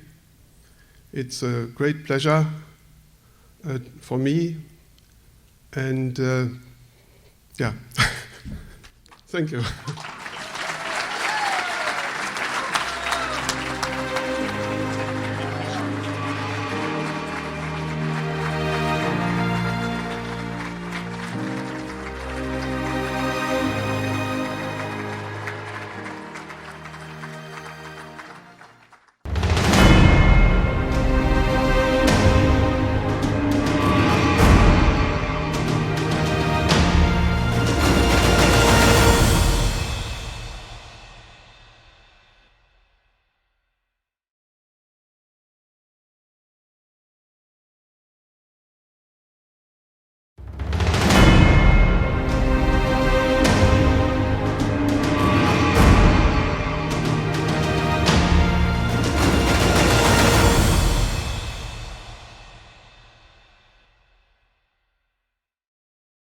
This portion of the program is brought to you by ParaGear, serving skydivers and the world since 1960.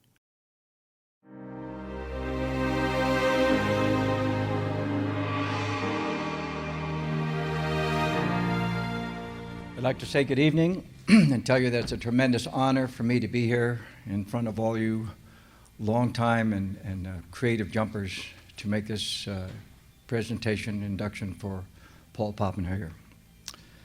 I first saw Pop, as Kurt just said, in 1961 in Davie, and then started jumping in 1966 at Clewiston when I got out of the Corps.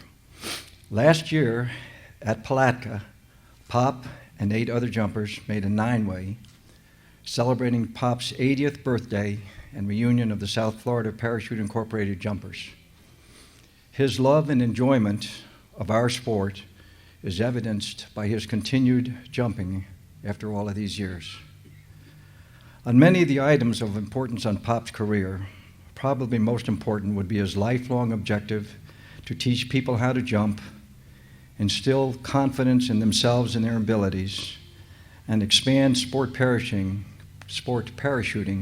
to what it is today. To obtain this objective, in 1962, Pop opened a commercial parachute center in Clewiston, Florida, South Florida Parachutes Incorporated. As the sole proprietor, he handled the instruction, the flying, the rigging, and the maintenance of the planes. And somewhere along the way, he and his wife Carol raised 6 children who learned what it was like to pack parachute at a very early age. Pop put his life into our sport 7 days a week, and God only knows how many hours a day, all for the love and the enjoyment of the sport and to keep his business going. He helped many young men succeed in our sport, in parachuting, as well as in aviated-related businesses, and I know he had a profound impact on our sport. To review quickly, Pop's first Ram Air parachute jump, and maybe the first Ram Air jump ever made. In '62, Dominic Jalbert, an engineer and inventor, who had an idea about the possibility of using a flexible wing for a parachute, designed and prepared his first model, and contacted Pop about making a jump with it. After some negotiations, Mr. Jalbert shows up in Clewiston with his Ram Air parachute, no deployment device, no control lines, just the Ram Air, risers, and a set of cape wells. Jalbert told Pop, just pull on the risers, it'll turn. So Pop agreed to the jump, folded it up, climbed into Jalbert's Bonanza, and bailed out with a parachute in his arms in a bag. Somehow it opened, which Pop later said it almost killed him. It flew forever because it was very, very large. Pop landed about 2 miles from the drop zone, and as a result, Poppenhager made the first Ram Air parachute jump in Clewiston, and who would have known what that has brought to our sport over the years. Pop had many ideas over the years, and one which I personally witnessed was the use of a bag for a deployment device on paracommanders. Back in those years, we were all using sleeves to slow down the opening. Pop had seen the bag used exclusively in the Army as a paratrooper and decided that he would try to pack the PC in it and see how it deployed, the PC being the paracommander. After several attempts and modifications to hold the PC crown lines, packing was changed and the bag became the deployment device for all student rigs at SFPI. And as we now know, the bag is used on most Ram Air deployments today, indicating that way back then, Poppenhager knew what he was doing. In conclusion, all I can say is thank you, Pop, for all those years of dedication, hard work, all the wonderful memories, the innovations that you introduced, invented, and designed, and all those that you helped along the way. It's been my honor to know you all of these years and to assist in your Hall of Fame induction.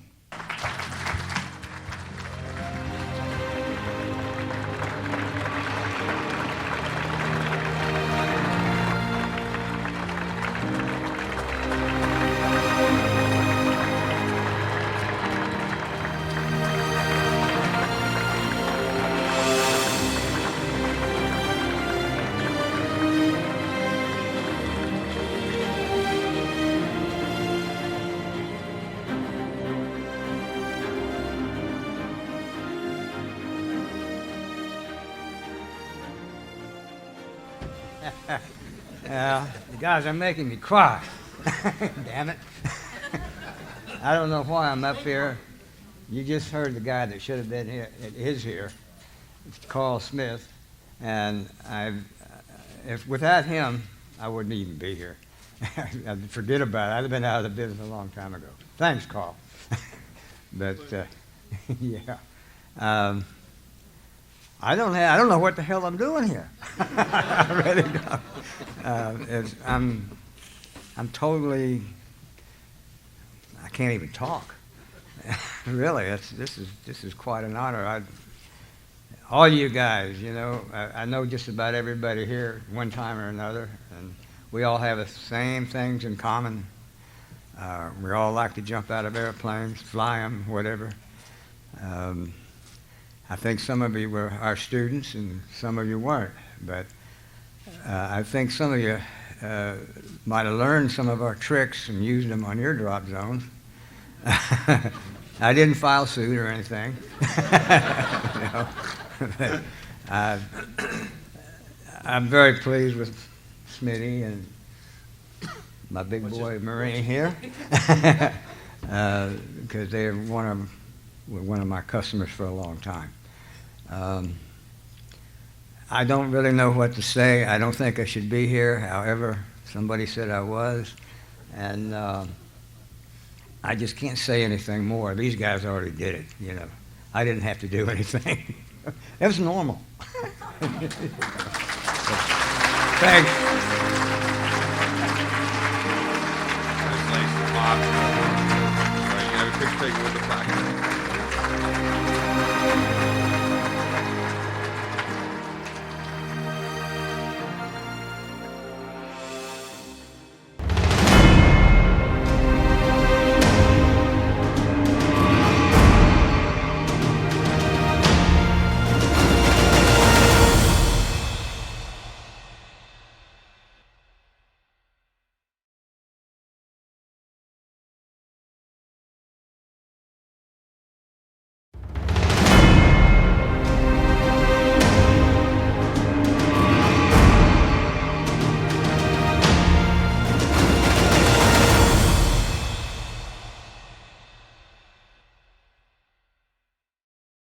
This portion of the program is brought to you by Sun Pet Products. Make every jump an odyssey.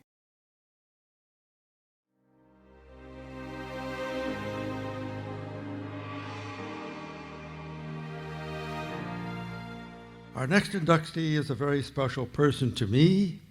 I have known him for over 60 years. He is very well known in the New England area, having been born in 1932, so he's younger than me, in Woodbury, Connecticut, in the town where his family had a dairy farm, which also had a private grass airstrip. He was, until now, Nate had many firsts to his credit. He was the first test jumper of the Vortex Ring parachute, which was an abortion built by Pioneer Parachute Company. The Vortex Ring, it's true.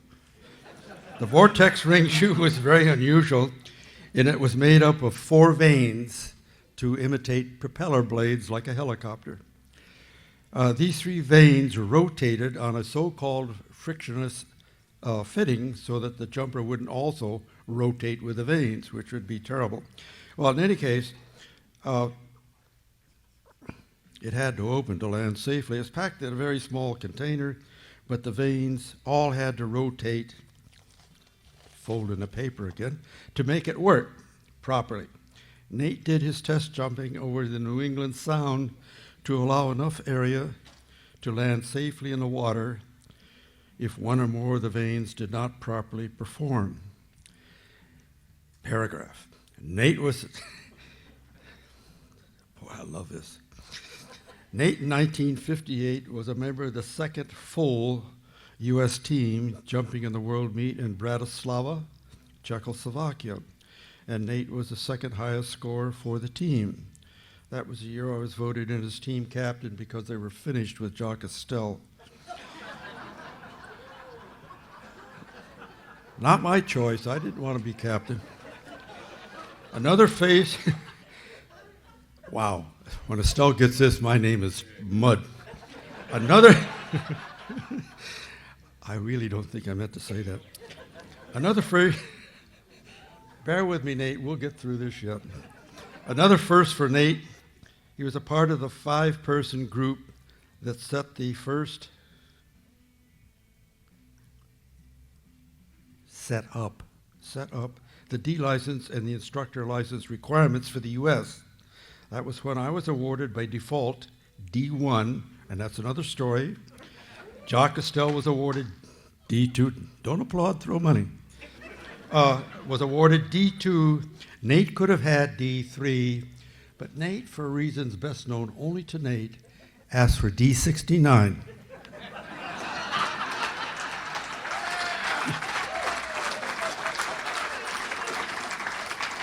And he still doesn't talk about it. Nate's oldest son, God bless his soul, Gary, followed in his father's footsteps and asked for D6969. And both of these licenses, Bill Otley had to say yes or no because they were asked for in advance, and Otley said nobody but nobody ever gets anything in advance, particularly a pond. They both got their licenses. And that's true. Otley told me that. I have to ad-lib another thing here, too. While we were at Good Hill, truly the first jump. Say what? Jill's right here. No, I said Good Hill, not Jill. Thanks, Nate. While we were at Good Hill, we were only there on weekends, and this guy called from New York City, and Nate's mother, God rest her soul, answered the phone and said, well, wait just a minute, I'll check. We found out later the guy was asking, what was the wind velocity? Jill's laughing already. She excused herself from the phone, put it down, came back a couple of minutes later and said, well, you better not come up here. There's white caps on the toilet bowl. True story. So let's put our hands together and welcome Nate Pond up here. Get your butt up here.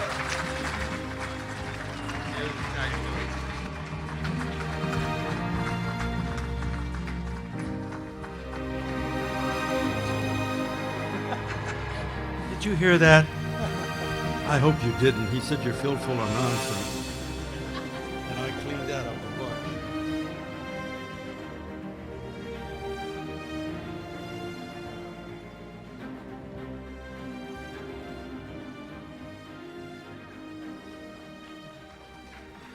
Do we have to talk now? Not unless you know Braille. Well, I'm impressed, but there's a lot of other people that are highly more qualified than me to get this award, but they gave it to me, and I'll accept it. And let's see, what else? Oh, yeah. No, I forgot what I was going to say. That's all right. But, yeah, as an end of my story here. Yeah. It's upside down. So Yeah. The end of my story is farting man's a man to hire, farting horse will never tire. Thank you.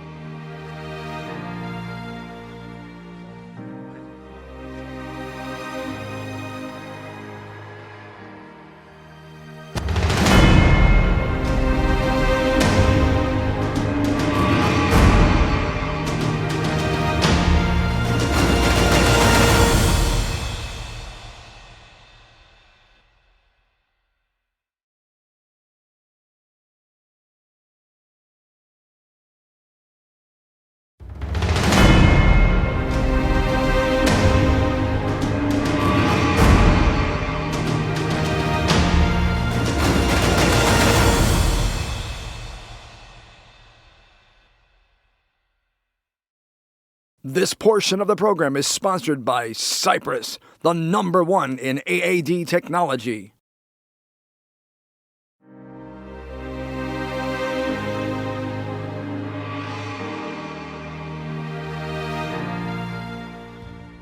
Let this tribute to Bob Sinclair also serve as a tribute to all the pioneers of our sport. Bob knew that we all played a part, large or small, in the history and development of the sport of skydiving as it is today. And all of you who have made a few or thousands of jumps, you, I hope, keep in mind that you are tomorrow's pioneers. Who knows what the future will bring us? Perhaps one day you'll leave the airplane with a jetpack and land without a parachute. We never know. Now, I'm honored, of course, to be Bob Sinclair's presenter on behalf of Bob's sister, Jeannie, who resides in Texas, and to recognize a few loyal friends who deserve recognition. Special friends Jay Hughes, who passed away shortly after attending Bob's ash dive in Lake Wales, Florida, and Milt Platt posthumously. Other good friends are here in spirit. They are the brothers Mark and Jim Platt, Bud Kiso and Tom Gray. And tonight with us are Jim Rinder, Kim Knorr, Jim Papke, Tom Sanders, and my wife T. Henry, all friends of Bob Sinclair's. Bob Sinclair loved every aspect of sport parachuting and contributed immensely to its evolution into the, quote, art and science, end quote, of skydiving over a period of, here it is again, 69 years. Thanks, Lou. In 1959, Bob partnered, as Kurt just mentioned, didn't have time enough to erase it here. Bob partnered with Dave Burt and Jim Hall, both deceased, who co-founded ParaVentures Incorporated, Parachuting Associates, and the television series Ripcord. During his professional career, Bob focused on jumping, rigging, experimenting with cameras, and air-to-air filming techniques. His most important contributions to the field of skydiving resulted from his air-to-air photography that took place in the 1950s, 60s, and 70s. He filmed skydivers for numerous movies, documentaries, commercials, and television productions. His exploits brought about a big surge in the number of people skydiving, especially during and after the TV series Ripcord and Johnny Carson's buddy system that's on here, and his buddy system free fall from 12,500 feet. In his later years, Bob lived in his van and jumped at many drop zones across the country. He enjoyed the camaraderie of his fellow jumpers and, of course, listening to and telling jump stories at the end of the day. An avid reader, Bob had an answer for every question and a resolution for every problem. He was a consummate teacher and instructor.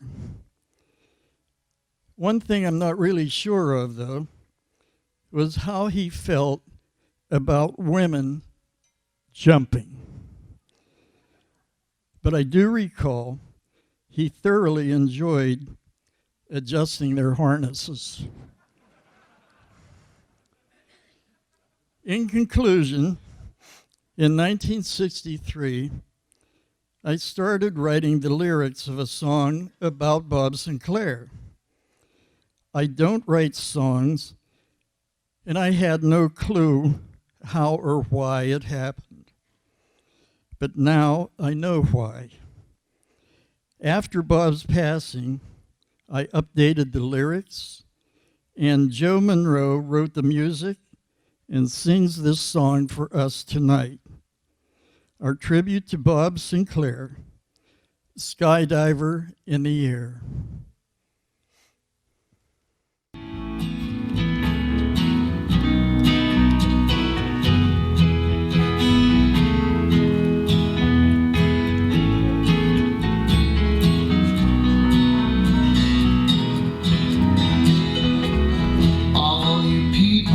I want to tell about a man we love so well. He jumped with the 82nd in 45, then went to California and learned to skydive.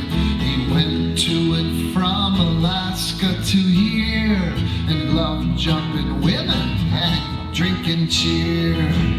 He tried almost everything you see, knows all about parachuting, it seems. Skydiver up in the air. His name was Bob Sinclair.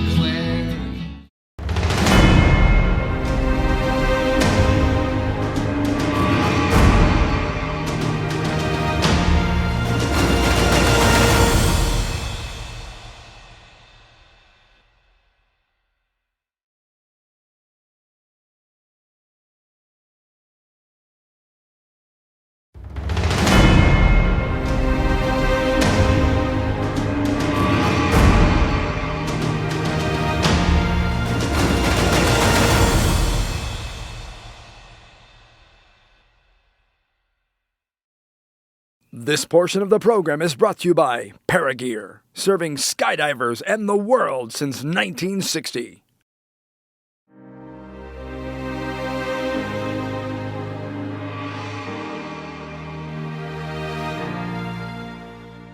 Alexander Sasha Beloglazov, one of my dearest friends, a longtime competitor against each other, and the whole time we were competing, we were always best of friends.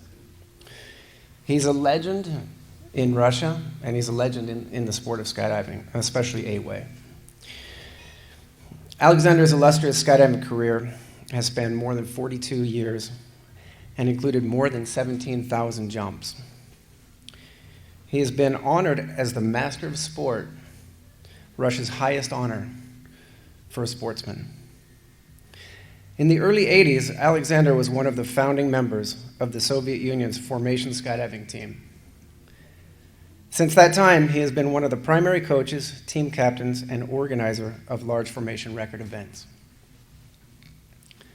During his career, he has earned 31 national championships, 19 of which he was the team captain.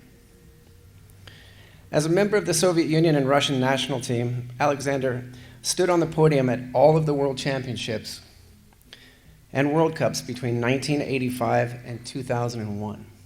That's a lot. And ultimately adding his name to the Otley Sword in 2001.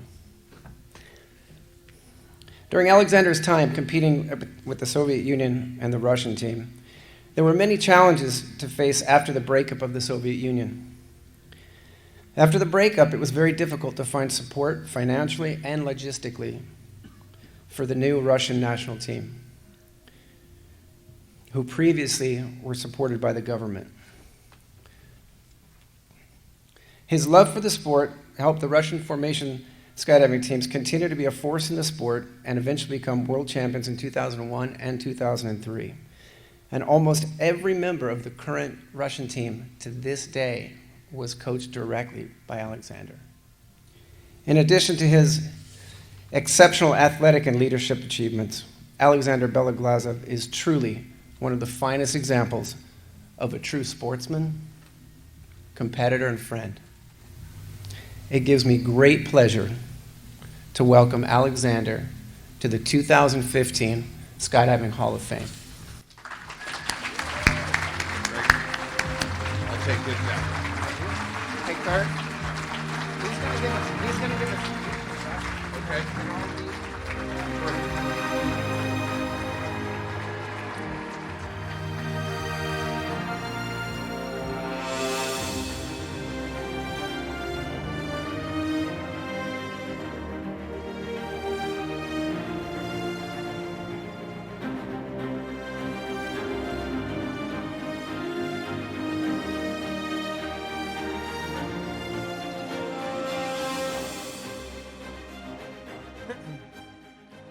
Dear President, CEO James Court,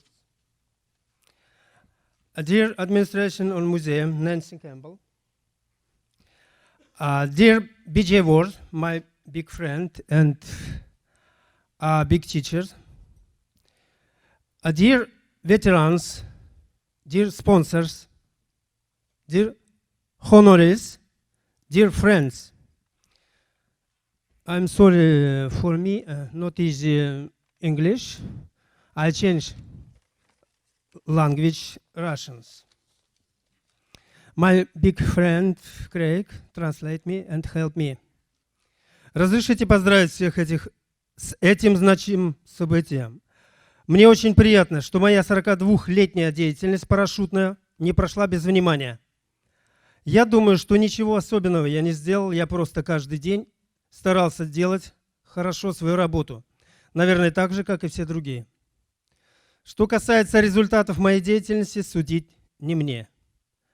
Я очень благодарен своей жене Лидии, которая 42 года терпела мои, так сказать, мои занятия парашютным спортом. Я особенно благодарен своим инструкторам, тренерам города Ульяновска, Болграда, воздушно-десантным войскам, которые мне дали дорогу в небо и возможность остаться там. Большое спасибо таким людям, как BJ Нэнси, попечительскому совету и спонсорам за то, что они созидают и сохраняют нашу парашютную историю для будущих поколений. Я хочу сказать, что парашютизм не имеет национальности. Мы одна мировая семья, родиной которой является наше замечательное мирное небо, где мы проводим много времени. Также я хочу подчеркнуть, что наш спорт вне политики. Я всех скайдайверов считаю своими друзьями, независимо от того, с какой части планеты они родились, и это для меня очень важно. Пользуясь случаем, я хочу вручить администрации музея медаль за рекорд мира 101 вей с перестроениями для сохранения ее в музее, так как именно этому рекорду выпала честь сделать первую запись в новый список рекордов ФАИ. Спасибо всем за внимание. Big thank you, my friend, big friend, Craig Gerard. Thank you. You understand? Thank you very much. I would like to take this moment to hand the administration of the museum a medal, which Alexander has with him. And it's for the evolution of large formation skydiving. It's actually a medal for 101 way, a 2-point sequence. And he wants it saved in the museum because it...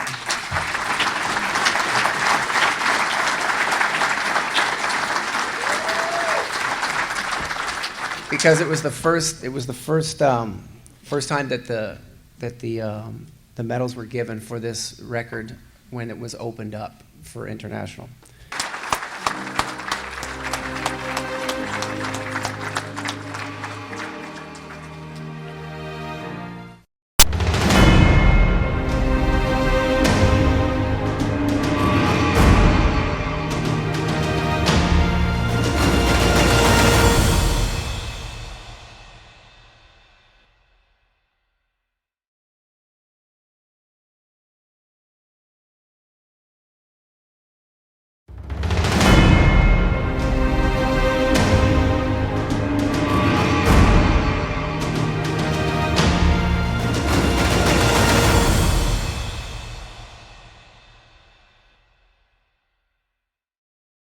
This portion of the program is sponsored by Cypress, the #1 in AAD technology.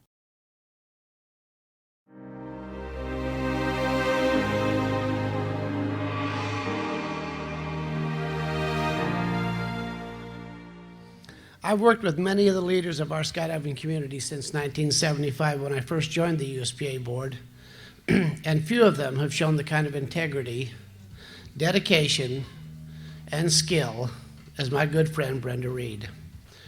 Her organizational skills, attention to detail, and quiet patience makes her a pillar of our community in everything she's done. As a chief judge, a politician, skydiving business owner, wife and friend, along with her husband Sandy, a lifetime devotion to our sport. Not only did I work with Brenda as a fellow national director during her first term on the board, I served as an advisor to the competition committee while she was a member and later when she served as the chair. Her focus and drive kept the proceedings on track because she knows how to get things done. And I never walked away from a conversation with Brenda asking myself, I wonder what she meant. Brenda speaks her mind while being considerate of those around her and with whom she's working. You see in the program in front of you there the accomplishments that Brenda has achieved over the lifetime of the sport, proving just how worthy she is of joining the other skydiving greats in the Skydiving Hall of Fame this weekend. When Brenda received the prestigious 2004 FAI Gold Parachuting Medal from IPC President Patrice Giardin during the 2005 World Cups in Eloy, Arizona, Brenda remembered that as an evening that will be one of my most cherished memories of a lifetime. We hope tonight will rank right up there. It will for me. So ladies and gentlemen, I'm proud to present Brenda Reed to the Skydiving Museum Hall of Fame, class of 2015.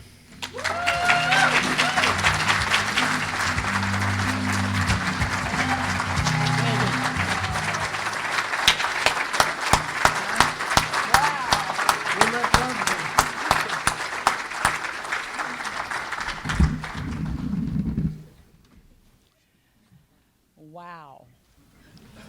Blue, I love blue. I am truly honored to be selected to be inducted into the Hall of Fame. I need to tell you about the phone call I received. Call came into Rigging Innovations. My right hand, Angela, answers the phone. Then she puts the call on hold and she says, do you know Lenny Potts? And I went, you know, I'm in business mode here. And I said, okay. I pick up the phone and I say, this is Brenda, can I help you? And Lenny says, this is Lenny Potts. Do you know who I am? And I said, I know the name.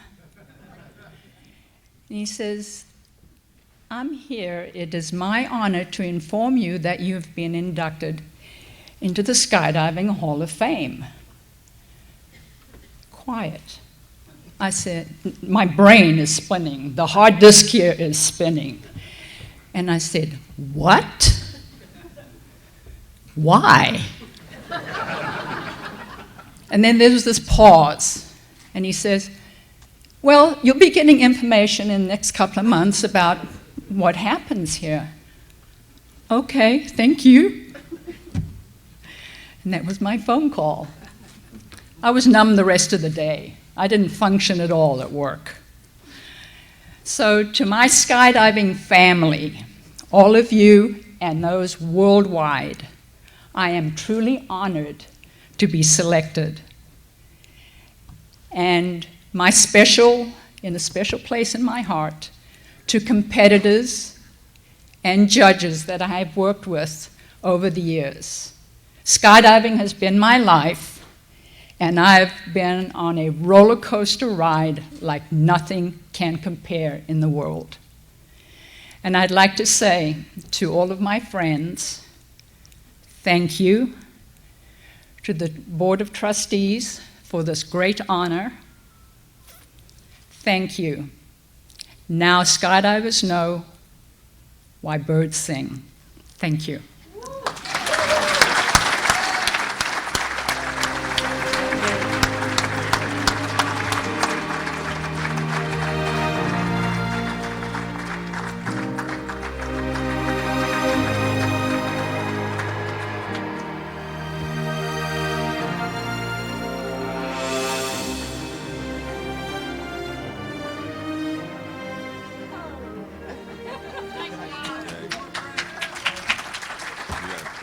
One short comment.